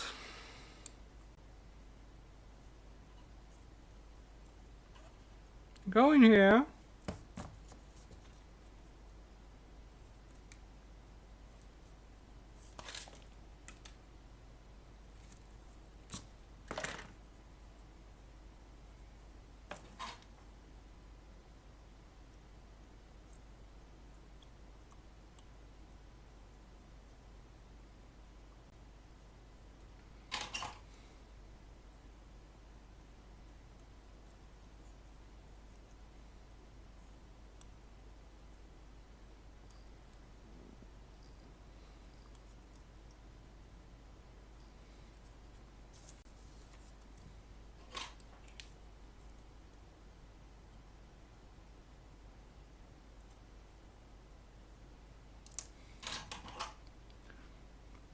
And this will be grounded from the chassis.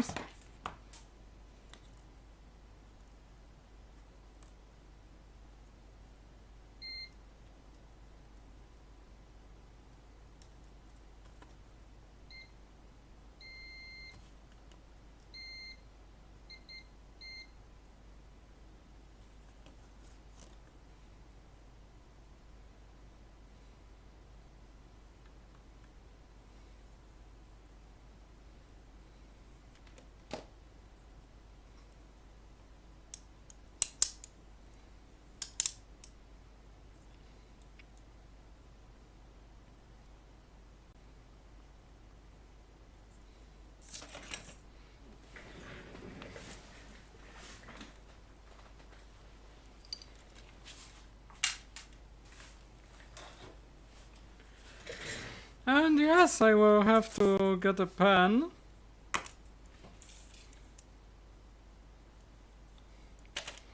And figure this thing out.